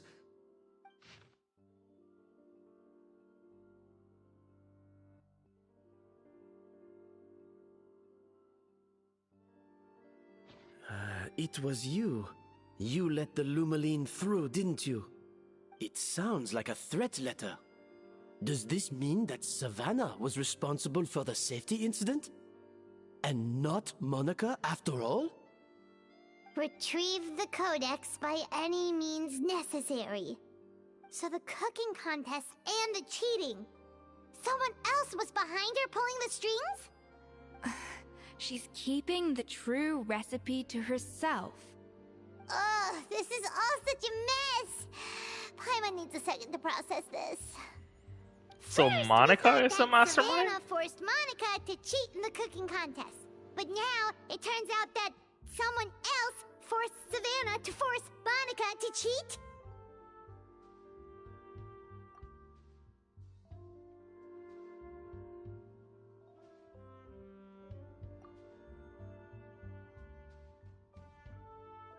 You're finally here.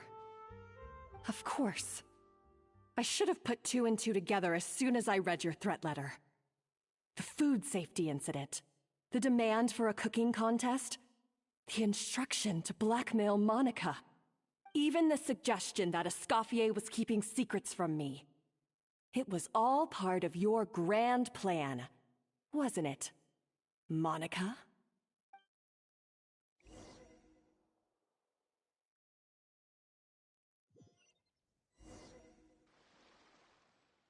We should be getting close to the spot marked on the map. Of all the stupid things she's done, this really takes the cake. The moment we find her, I'm gonna curse the living daylights out of her. I actually never tried. Does Kirk has the Fontanian dive? No. I know Escoffier does.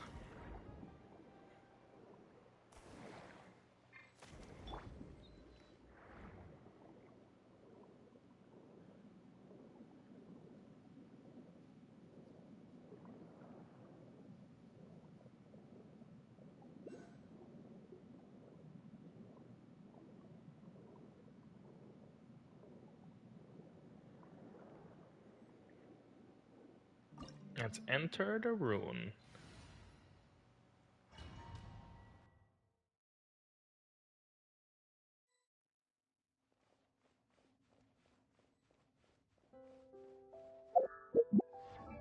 I'm assuming this is the C3.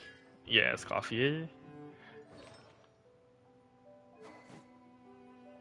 With her signature weapon.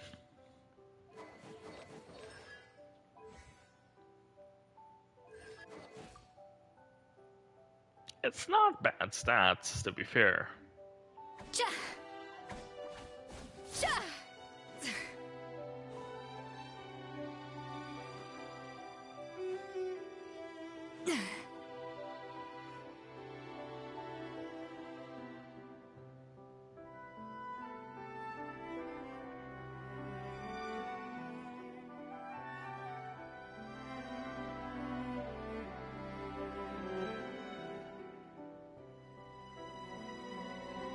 Whoa, this place looks like an underwater restaurant, doesn't it? Suddenly, the idea of an adventure chef finding secret ingredients makes a whole lot more sense. I think Modest's codex mentioned this place. A public bath from the time of Remoria. So yeah, definitely the kind of place that would have served food and drinks. Huh? Some blubber beasts have come to join the party? How did they get here?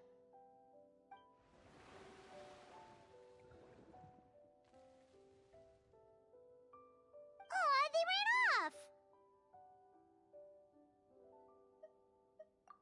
That could be easier said than done. Something's blocking the entrance. Well, did Modeste mention it in his adventure logs by any chance? They must have gotten through somehow. Good point. Yes, that's right. It's coming back to me now. We prepared a banquet for our shy little guests, and as the food flowed away on the current, they broke into a joyous chorus, and the path opened to us. We have to feed the blubber beasts? With what? There's nothing here besides rocks, romaritime flowers, and lumitoile. See, this is why you should always bring snacks. You never know when you're gonna need them. Now we have to head all the way back to shore and grab some. There is no time for that. Romaritime flowers and lumitoile will have to do. They may not look appetizing to us, but who knows? They could be blubber beast delicacies. Wait, we're seriously gonna try this?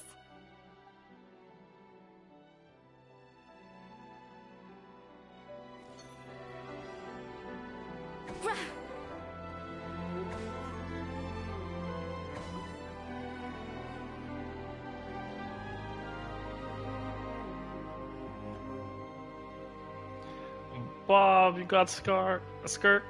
Nice.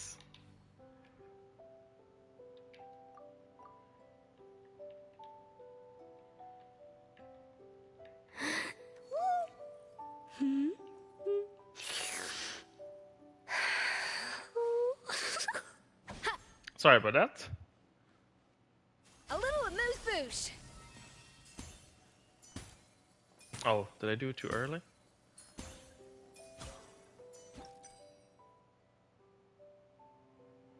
I think, nope, I need the blue. So why can't I not use the flavor press?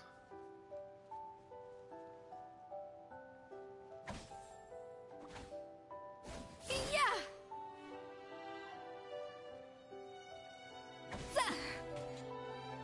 Yeah. A dash of frosting. Huh. Huh.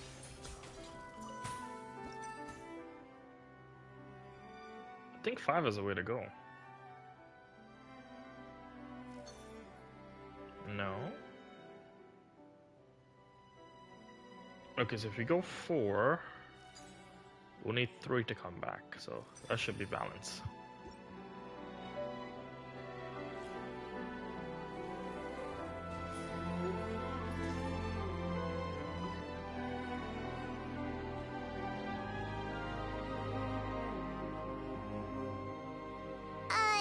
Blubber beasts or not, are we sure this stuff is edible? Trust me, they'll love it. Oh, good question. If we try to put them in the pool, we'll probably just scare them off again, and who knows how long they'll be gone. Yes, we can't afford to wait for them to double back. Oh, what was it that Modeste said again? Something about the food flowing away on the current.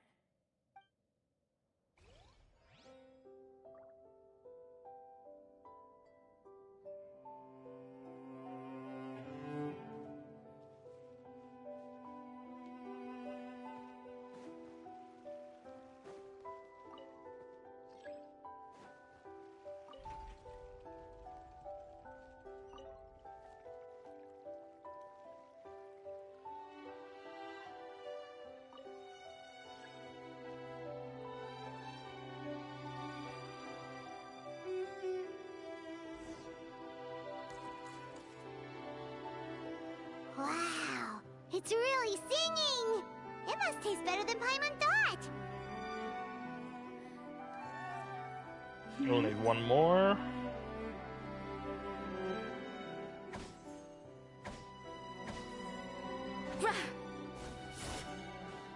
Up to the freezer! The tracks turned back again. Oh, so annoying.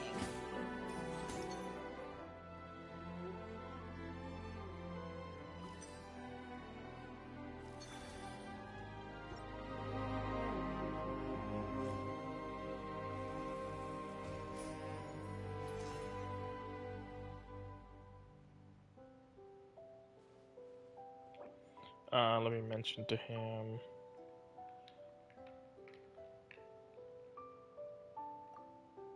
I'll do it afterwards. If he needs to farm anything, he can join my world.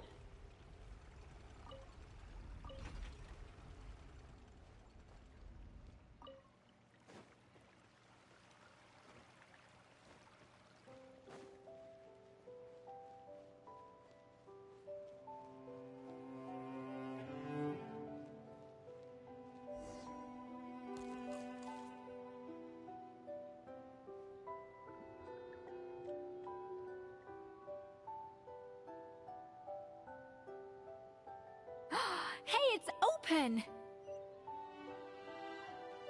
Oh. Have to go back for the chest.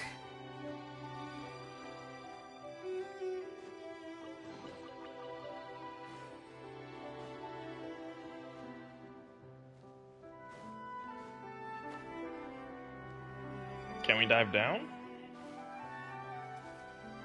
I don't think we can. No.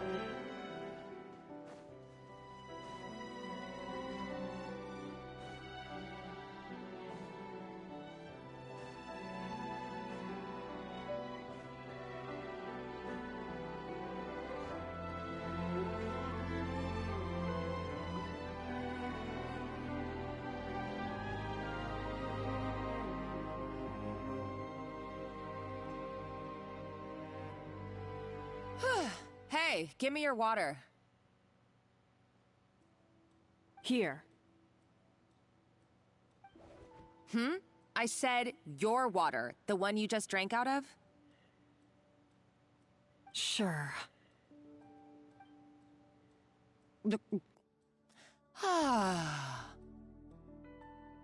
All those years slaving away under Escoffier, and then you. Today, it's finally paying off. Not only have I found the ruin that Savelli kept hidden, but I also get to boss you around like my little lapdog. Hey, go scout ahead for me. If we need to do any more blast tunneling, I want to know where to lay the explosives. Did you not hear me? Get going. Why don't you do it yourself? Oh, when did you learn to fight back? You're always so compliant when I give you instructions by letter. That's because you threatened to expose me for the Lumiline incident. I swear, if I'd known what you were planning, I'd never have... Ha! Don't be so self-righteous. Admit it, you've always been jealous of Escoffier. That's why you lapped up everything I told you. You were terrified of her finding out about your part in the Lumiline incident, and you resented the way her reputation hung over you. So you jumped at the chance to convince yourself that she was the villain, that she deliberately hid her secret recipes from you just to hold you back. It was the only excuse you needed to justify getting back at her. First, idolization, then jealousy, suspicion, and self-deception. That's what this comes down to. It was the same story with Savelli and my ancestor. He offered Modeste his friendship only to murder him out of vanity. He promised to explore the world with him, only to later destroy all records of their adventures. It's a miracle I even found this place. You have no idea the countless hours I spent piecing it all together. So you see, you're no better than Savelli. If you can't beat him, betray him, right? I am no Savelli, nor will I ever be. Oh, put a lid on it. You really think you can absolve yourself of your vindictive and jealous behavior now? Just because you finally realize that Escoffier never kept any secrets from you? You didn't show any remorse when she left, or in the cooking contest. Why start now? You have no right to redemption. You're right. I don't deserve her forgiveness. But I am done being bullied into submission by you! Ooh, feisty. But you should watch your tone. Talking to me like that could get you in big trouble. I somehow doubt that. Since I poisoned both our water bottles. What?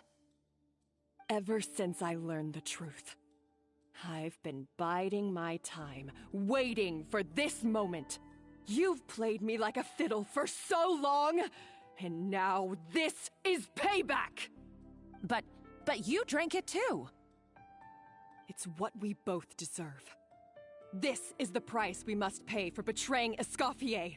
You'll die here with me, Monica! You.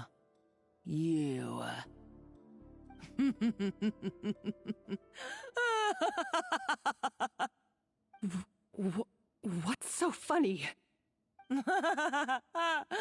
Oh, you're too much. I thought I'd play along for a bit just to amuse myself. You gave a very rousing performance.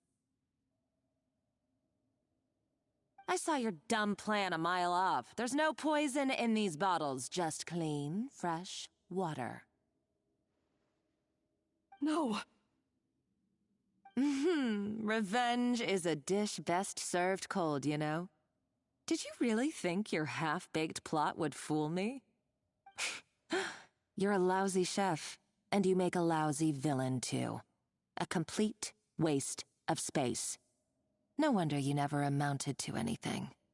Everything I ever did was a failure. And now, I failed again, for the last time. Hey, why don't you try your hand at being a comedian in your next life? You got a good laugh out of me. But now the show's over. You should have just done like I asked, Savannah. All I wanted you to do was scout the ruins for me. But you had your chance, and now it's time to say goodbye. Damn, Stop Monica. right there. Let her go, Monica. We've got you surrounded. Escoffier? Ugh, looks like I'll have to keep you around for a little longer. You can't! Stay back if you want her alive! Escoffier and the Traveler. I can't take you both on in combat, but if you so much as flinch, I can end Savannah's life in a heartbeat. Monica, what are you hoping to achieve by this? You're about to commit murder, and for what? A recipe? A recipe? You chefs are all blinded by your myopic focus on kitchen affairs. Well, some of us actually have bigger fish to fry. Modeste had a secret. The truth behind his so-called genius, the je ne sais quoi factor in his Gâteau de Bourg, and it's right here in these ruins. Are you serious? You're here because of a Gâteau de Bourg obsession? You've gone completely mad! I couldn't care less about the cake itself. No, the real treasure is the secret ingredient that Modeste sourced from these ruins. He and Savelli were fools. A priceless treasure of Remoria in the palms of their hands, and they thought, ooh, this would go great in our cake mix. We're talking about a powerful stimulant that also sharpens the senses. That's no cooking ingredient. It's a groundbreaking drug. That's right, I've done my research. It was a drug that Remoria developed for their war machine. I could make a killing by selling it to the treasure hoarders or the Fatui. Will you listen to yourself? You're completely delusional. My eyes are wide open. Just wait till I get my hands on this treasure. You'll see what a fool you've been.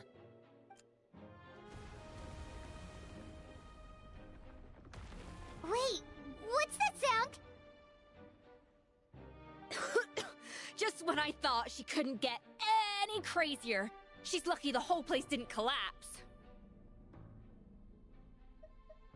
Uh-oh, Savannah's gone too! Monica must have taken her. Oh, what a coward. She's only taken her hostage because she knows that she's no match for you. That's true. Even if she finds the treasure, she'll need Savannah alive if she wants to get out of here in one piece. Oh, well, our path's been blocked, so let's look for another route.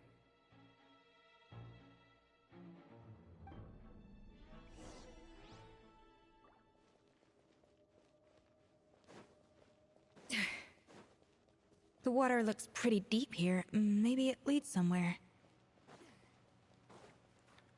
So that's a suggestion. We should probably dive, but I just want to look around just to see if there's any chests that I'm missing.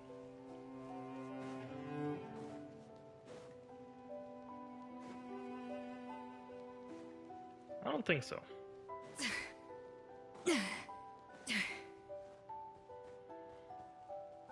Come on, Escoffier.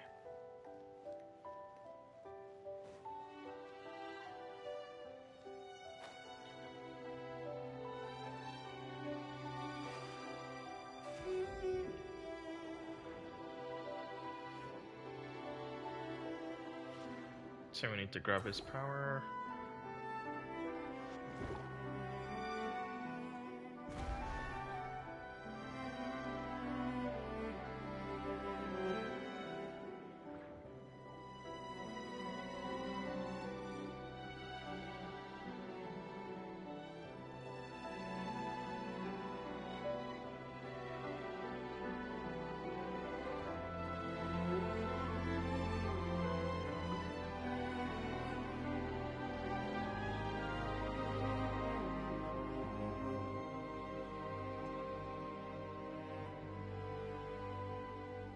Interesting.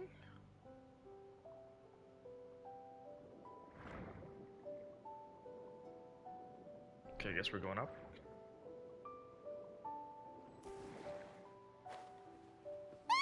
Golems! How are they still mobile? They were probably awakened by the explosion just now. Alright, Knife Skills 101. Time for some rough chopping.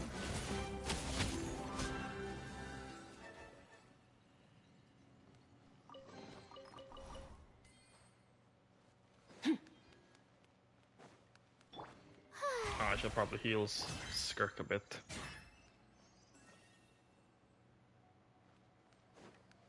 Ah.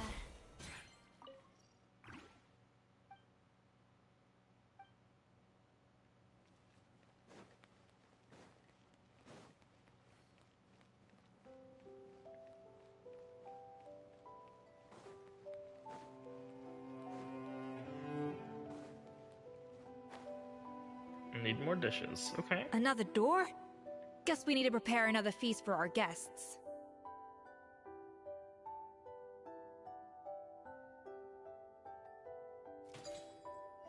Yeah. Ka. Sha. Za. Yeah. Yeah. Ra. Sha. Guess we didn't get the two. Boosh.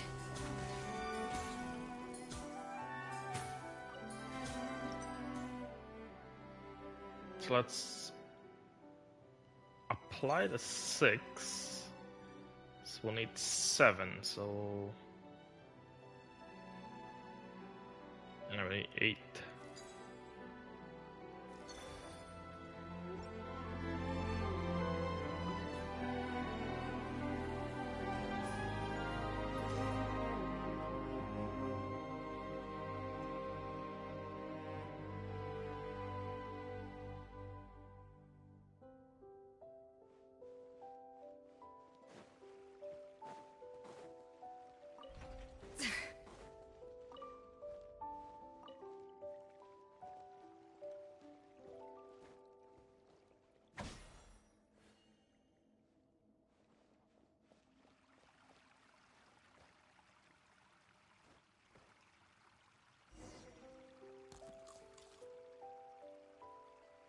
It seems to really like the texture of Rome Maritime flowers.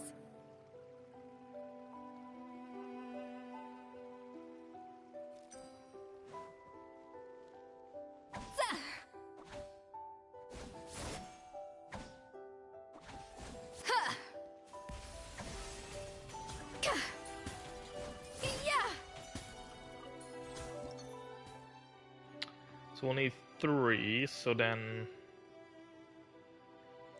I guess we can make it 5, and then we hit 5.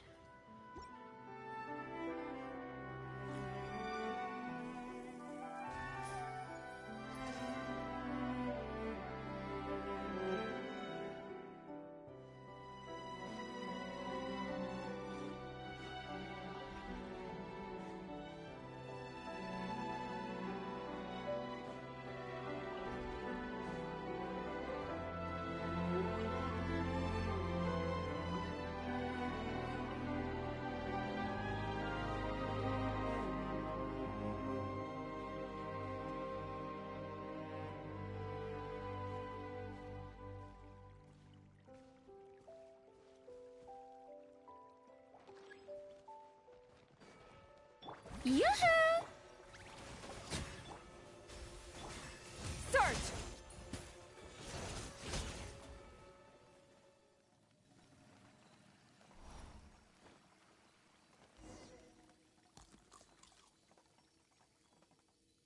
I never knew you could process Lumitwol like that. Alright, I've got to jot this down. Lumitwols and Maritime flowers. This could open the door to a whole new world. Yep, that's literally the plan. Wait, hold on. Which door are you talking about?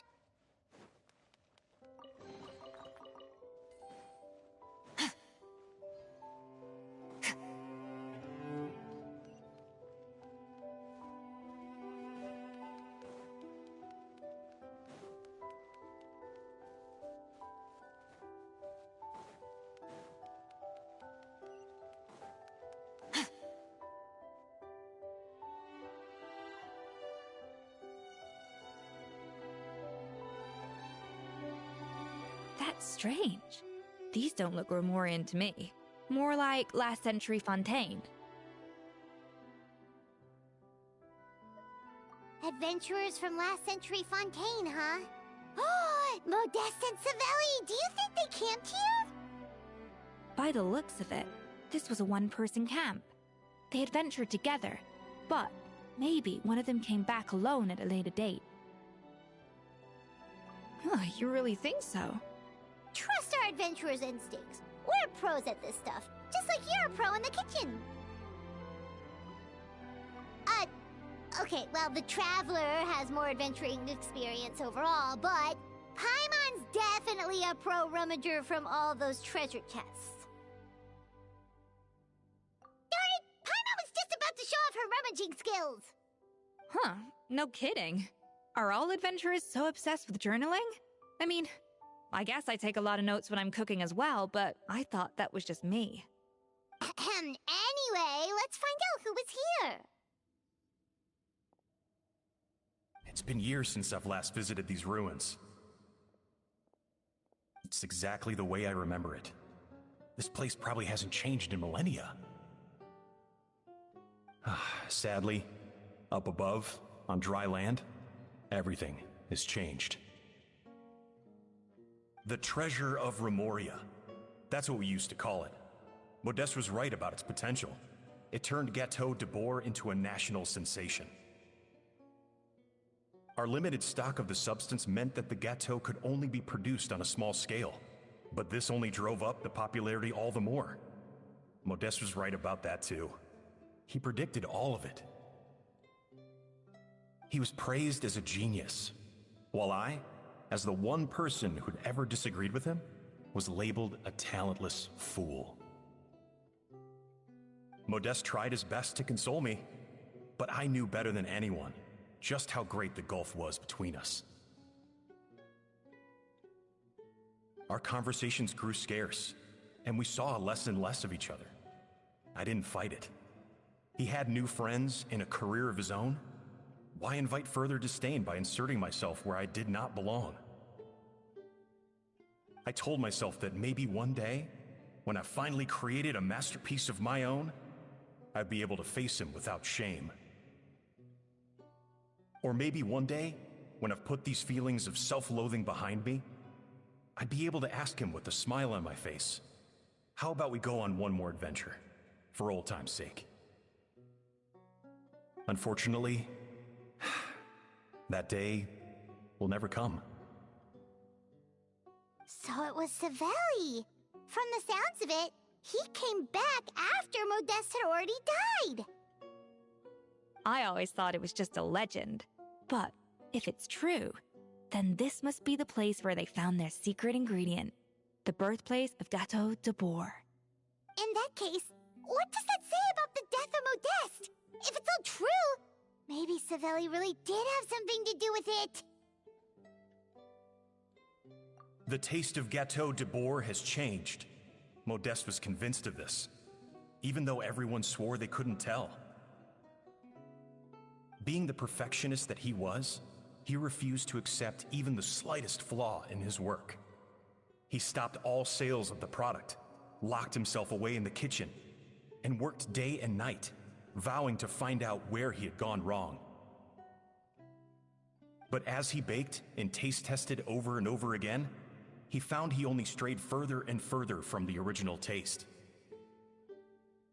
It was only when he was sipping on coffee one day and realized he could not taste the bitterness that the truth finally dawned on him. What had changed was not the Gateau, but his sense of taste. The treasure of Remoria stimulates the senses, taste included, and invigorates the spirit. In the short term, it offers people the ultimate gourmet experience, but in the long term, it dulls their senses entirely. In hindsight, it made perfect sense. After all, why would a culture that sought liberation from the constraints of their bodies care for the loss of their senses? But we realized it too late. We were just too late. Over the course of his many culinary experiments, Modeste exhausted the remaining supply of the treasure of Remoria. He consumed it all himself. The finest culinary talent of his generation now faced a future in which he would never be able to taste anything ever again. Finally, in despair, he took his own life. And because we had become estranged, I could not be there to stop him, to offer some words of comfort, or even to say goodbye.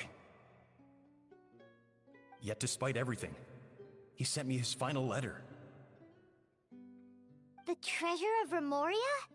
Guess Monica was really onto something. It really was a kind of drug. So, Modeste chose to end his own life. Then, why all the rumors that Savelli murdered him? Also, neither the Codex nor any other contemporary records make any mention of the treasure of Remoria. It's almost as if someone deliberately erased it from history. Modeste told me everything in his final letter. His was a tale of how even a genius could fail, and how much more devastating it is when it happens. Did he hope I would gain some personal catharsis from knowing the truth? Or maybe he wished for me to warn the public about the dangers of Gateau de Bourg, proving that I had been right all along. But if the public ever learned how Modeste's greatest triumph became his undoing, his fall from grace would be swift and merciless. 1 minute a genius, the next a joke. It would surely spell the end for his restaurant, too. What would be his legacy then? How would future generations view everything we built together? I fear the scorn I have faced these last years would pale in comparison to the scorn shown to him by the history books. I cannot let that come to pass. I will do what I must to protect his name. It will mean tampering with his notes to remove the damning details, leaving mere fragments of our story behind. It may lead his family to suspect me of having a hand in his demise. But if that's the price of destroying all evidence of my crimes, then so be it. I would rather the world believe a tale of genius and jealousy than see his reputation in tatters. The final loose end is the evidence here, at the bottom of the sea. Huh? What's wrong? Didn't we say Savannah should be safe for now? So we thought, but if Monica finds out what happened to the treasure, there's no telling what she might do.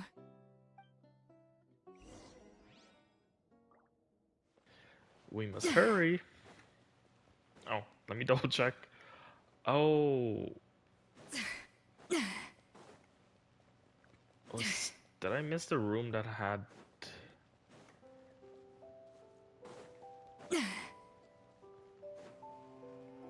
I think I missed a stone tablet that had some writing on it. And I don't know remember exactly where I seen it.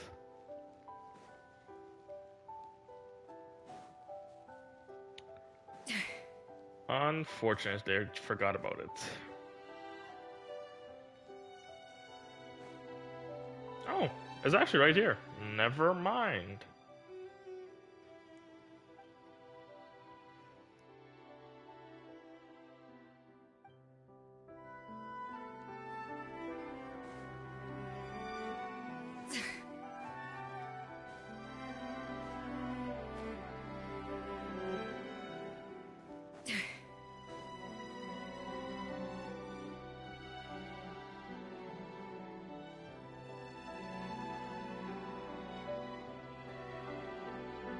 The treasure of Remoria.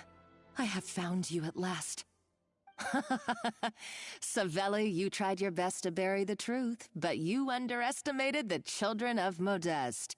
Some fragments of his diary escaped your clutches, and we have held on to them for generations. But I have to thank you too, Savannah. Without your help retrieving the Codex, and with it the last piece of the puzzle, I may never have found this place. But now, finally, the secret to Remoria's military might is within my grasp. The treasure of Remoria is mine! Oh. It's empty. It's empty? Monica? Oh, we were seconds too late. Escoffier? What's the deal with that jar? Savelli's final act! He wanted to conceal the secret of the treasure forevermore and make sure it would never harm anyone again. So he came here after his friend's death and destroyed every last shred that remained. This can't be happening. All the years I spent piecing together the truth.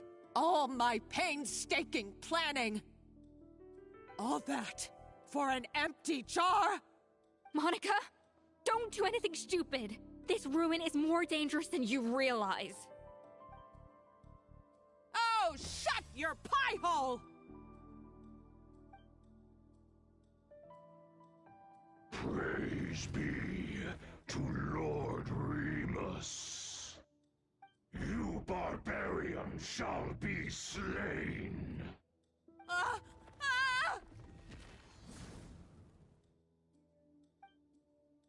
She's a nutcase! A liability to herself and everyone else. Well, now it's up to us to clean up the mess she's made. Take these golems out!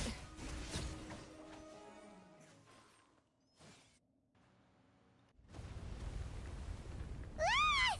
Why is this place still shaking? Either way, it's all her fault. Enough chit-chat. Let's get out of here, Traveler Escoffier, come on! We really can't leave without Savannah. Oh, no you don't. If I can't get what I want, neither will any of you. I've got nothing to show for my life's work so far. But if I can take another so-called genius down with me in my final moment, then it was all worth it. You're a psycho!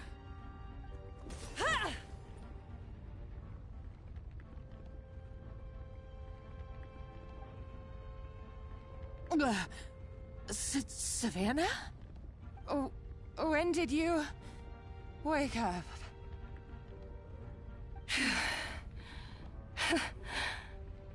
I may be a lousy chef, but it looks like I'm not a complete waste of space. Traveler? Okay, let's go!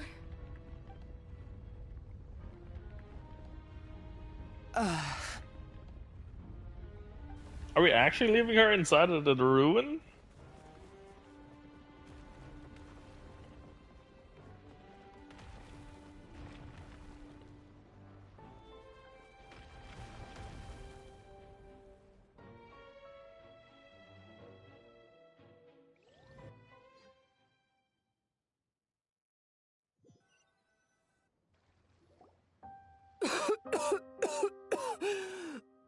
Escoffier! Savannah! Traveler! And Paimon! Venejem! What are you all doing here? What did you expect us to do? Stay at the restaurant and sit on our merry derrieres? While the Traveler and Escoffier were out here risking their lives? We had to do something. Even though that something ended up being, well, waiting for you here instead. I don't deserve any of you. And I certainly don't deserve to be your head chef. It was my fault Escoffier had to leave. Then I couldn't live up to her standards. I acted like a tyrant in the kitchen. And now I almost got myself killed. Come back, Escoffier. Come and be our head chef again. I'll never be able to replace you. Okay, so everything I said to you the day I left, it just went in one ear and out the other? Huh? Sorry, I was kinda in my own head at the time. All I could think about was the Lumiline situation. What was it you said again?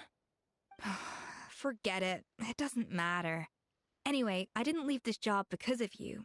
And you're not nearly as awful a chef as you think. If you were that bad, why would all your staff show up here for you? Escoffier's right. Sure, you nitpick our work and get us to do things over a lot. But when it comes down to it, You're the one who's always doing whatever it takes to make sure the customers get served on time, every time. Things were pretty rough after Escoffier left, and Savannah's the only reason we've been able to make it through. Our customers know that Escoffier doesn't work for us anymore. But the fact is, they keep coming back. If that's not an endorsement of your work, I don't know what is. At the end of the day, we're all human, and we all make mistakes. All we can do is recognize where we get it wrong and do our best to improve. That's all that's humanly possible. No, I get what you're saying, but what I did to Firmin and to Escoffier, it's unforgivable. Well, about that, there's someone else here to see you, Chef. It's been a while, Chef Savannah. Firmin? I'm so sorry. I put far too much pressure on you, and the way I stubbornly refused to go and see you after you fell ill. There's no excuse. But I'm too late, aren't I? The damage is done. I heard that you can't even hold a kitchen knife anymore. Actually, I think I'm going to be just fine. Huh? We thought Firmin's problem was purely psychological in nature. But after the threat letter came to light, it got Firmin thinking. And then he remembered the tea that Monica used to give him every night. And as it turns out, she was lacing it with Lumaline the whole time. No way! Doesn't that cause nerve damage? It can. High doses pose a risk of serious nervous and sensory complications. But if you calculate the dosage carefully, you can control the extent of its effects. A small dose might simply make a person more emotional, whether that mean more fragile or more hot-tempered. No wonder it seemed like you'd lost your edge. I asked my friends at the Fontaine Research Institute about it. They said that with the low dose I was taking, the risks are pretty small. They also fixed me up with some meds and said I should recover in no time.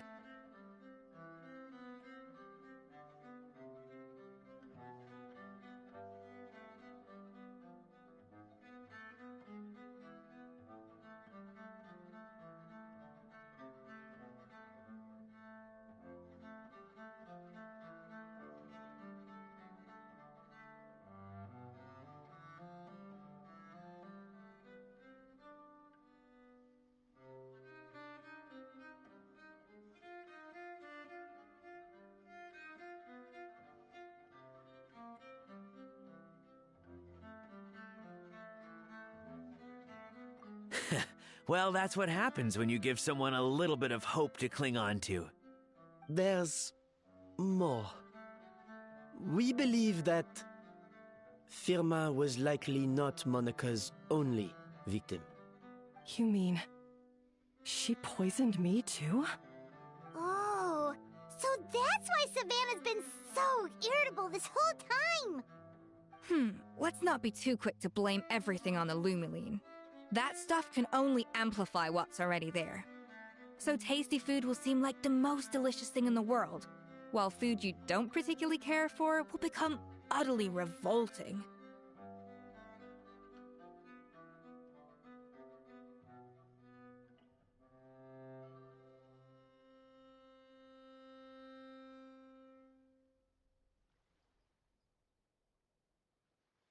So you better make sure you reflect on your behavior and apologize to every single person you've wronged. I will. I'm sorry. There's still one question that's really bugging me. Why is it that no matter what I do, my Gâteau de Bourg never tastes the same as yours?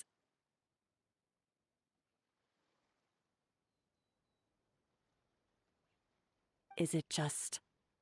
I mean, is it because you're a genius and I'm not?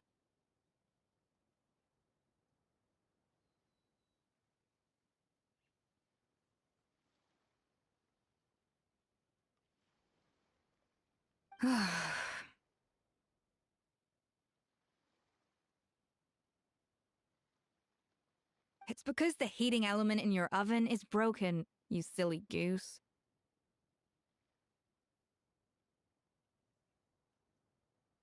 What?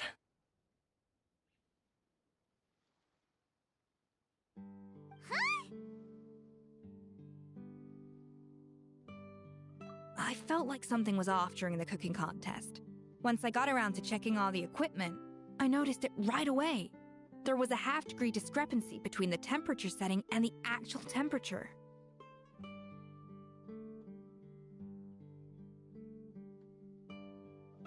All the ovens in the whole kitchen had the same problem, which confused me at the time, but by this point, it's pretty obvious that Monica must have tampered with them.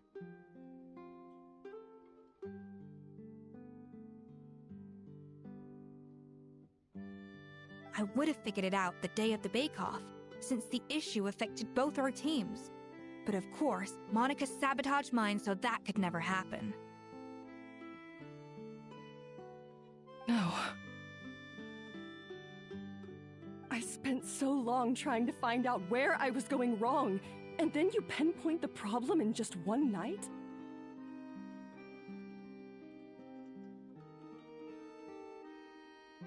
It all comes back to one simple, undeniable truth.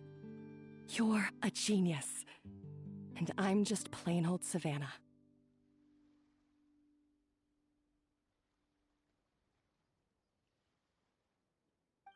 Oh, cut it out! Stop the woe is me act for a second and just think. I came up with this recipe. You don't think that might have something to do with it?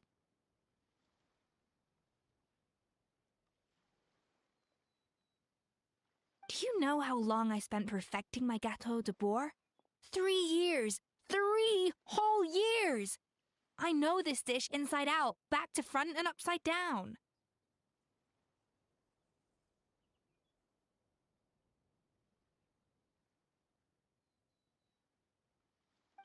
And you've been head chef now for what, 6 months? If that? A couple hundred failed attempts, and you're gonna throw in the kitchen towel?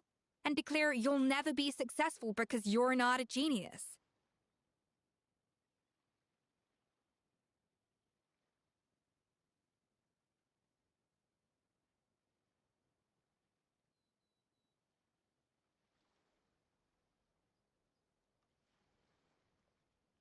You clearly have no idea how many kitchen failures I've had under my belt, or just how long it took me to finally get my recipe to a level I was satisfied with.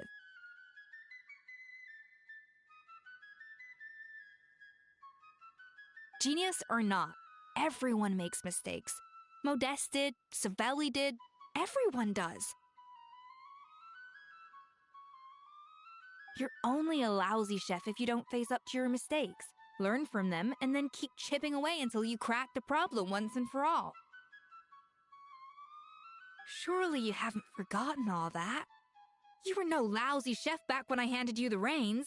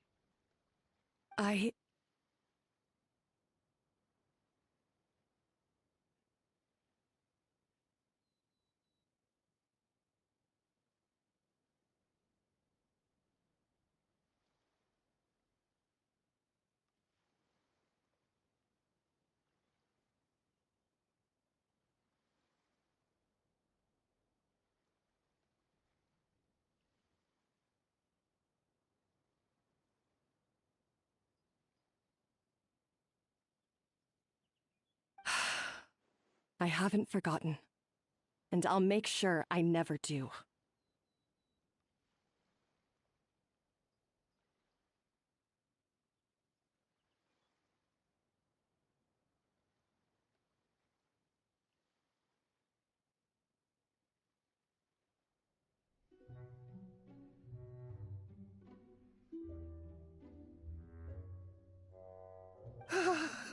That's our head chef.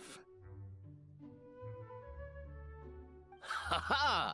Sounds like we won't need another changing of the guard in the Hotel de Bord kitchen anytime soon. Huzzah! Aw, what a perfect ending to a crazy journey. Look how happy everyone is. So you got your mojo back now? Yeah. Thanks to you, Escoffier. In fact, no. Thanks to all of you. Aw, friends again. So nice to see them finally settle their beef.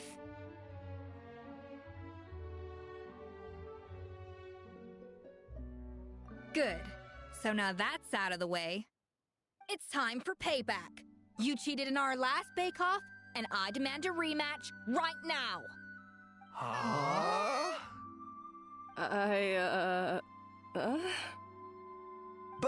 But that was mostly Monica's fault, wasn't it? Right. And also, does it have to be right now? Savannah's only just got her mojo back, and you barely escaped from a death trap. No excuses. This is a cooking contest between two top chefs, and nothing will stand in its way. So grab your spatula and get ready, because this rematch is happening today. Right now, this instant. Hey, so, this whole time you were salty about losing? The second cooking contest commences now! This time, no more games, and no holding back!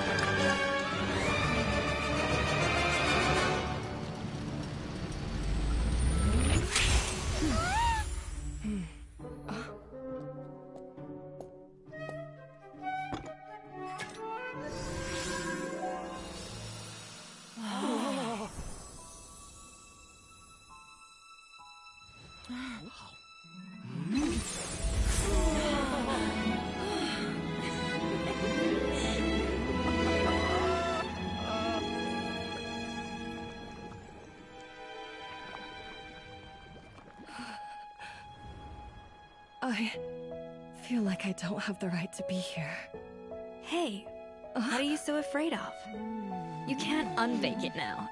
And if you don't serve it, then good or bad, you'll never find out how to improve. If you're too scared to fail, you'll never know what real success tastes like. So? Embrace your failure. Taste it. Digest it. That's the way to success. I don't know. Sounds like it's easier said than done. I'll do it.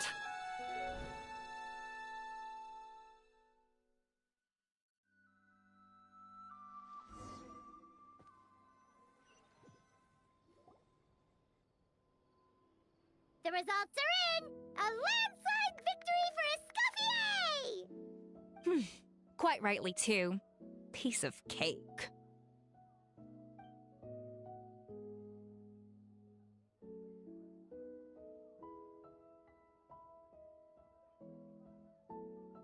Oh yeah, look at that! Savannah looks pretty chipper too, considering she lost.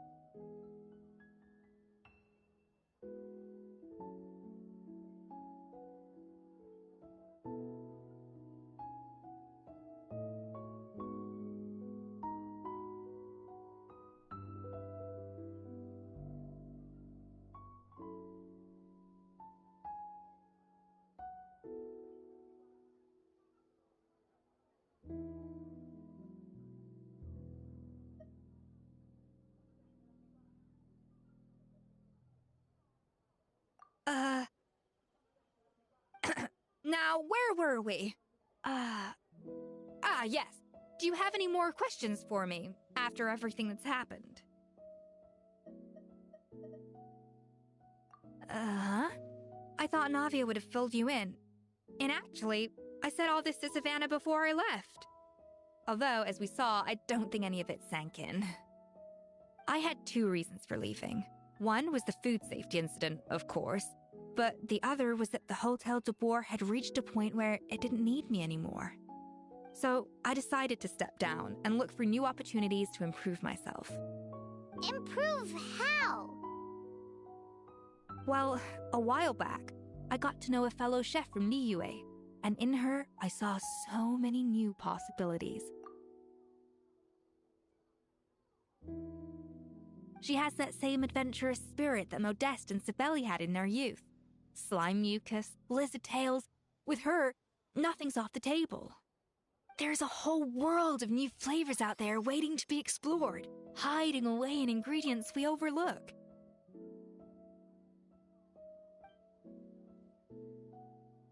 Case in point, remember those Romaritime flowers down in the ruins? I used them in the cooking contest just now. Did you taste the difference? What? Paimon didn't notice at all.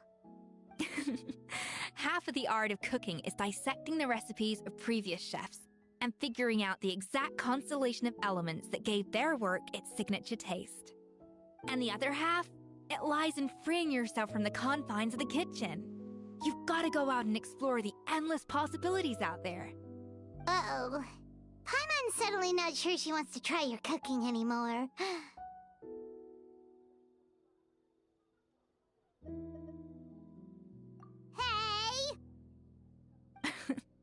Don't worry, it's not going to be a free-for-all like in Modeste's time. Before I put anything into my food, I'll obviously do my research, make sure it doesn't contain any harmful substances. In the meantime, take this. It's a recipe for Petit Gâteau de Boer revised version. I tweaked it to suit your needs as busy adventurers. Hope you enjoy, and remember, feedback is always welcome. All right! So, do you ever see yourself returning to Hotel de Boer? Oh, of course. I've already promised Vanish M that I'll come back every once in a while to make sure the quality of the food remains at an acceptable level. You know, Paimon's still a little disappointed that we never got to see the treasure of Remoria. Surely Monica wouldn't have gotten drawn in so deeply if it wasn't for all the mystery surrounding the original Gâteau de Boer. She practically dedicated her life to finding the lost pieces of Modeste's diary. Then went to all that trouble to infiltrate the Hotel de Boer. And in the end, it was all for nothing. Since you mentioned the treasure, between Modeste's writings and what we saw in those ruins, I think I may have figured out the truth. The so-called treasure of Remoria was most likely a substance that the Remorians extracted from Lumitoiles, better known to us as Lumiline. Huh? So then, why all the hype back in the early days of Gâteau de Boer? Don't forget, it was a very different era. We could barely even refine sugar back then, so desserts were very much in their infancy. In a world of bland food, it's no wonder that the first thing to really excite people's taste buds took the world by storm. And as for the Lumiline, it may well have been somewhat valuable in ancient times. But these days, it's just another drug from the Fontaine Research Institute. Even if Sibeli hadn't destroyed it all, I doubt it would be worth that much these days. So after all that, there was nothing in those ruins but worthless junk. Feels strange to say it, but Paimon almost feels sorry for Monica. She sacrificed it all only to get nothing in return. Oh, hey! Huh? Navia? You just got back from that underwater ruin, right? Well, check it out. They ran a special issue. Did you see anything like this down there? Freshly unearthed from the ruins of Remoria. A magnificent jar thought to be over 1,000 years old. Experts say it has immense artistic and historical value. It could be worth an absolute fortune. Wait, isn't that the jar they used to hold the treasure? If only it was still in one piece. Some butterfingers must have dropped it or something. Ugh, it's such a shame.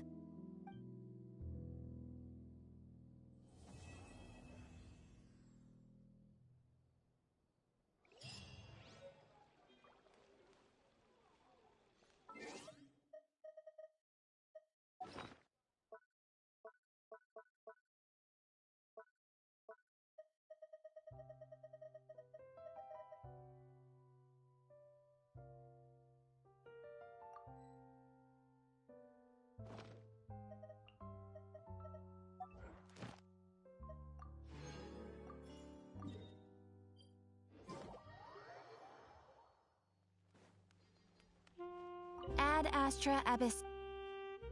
Thank you for complete.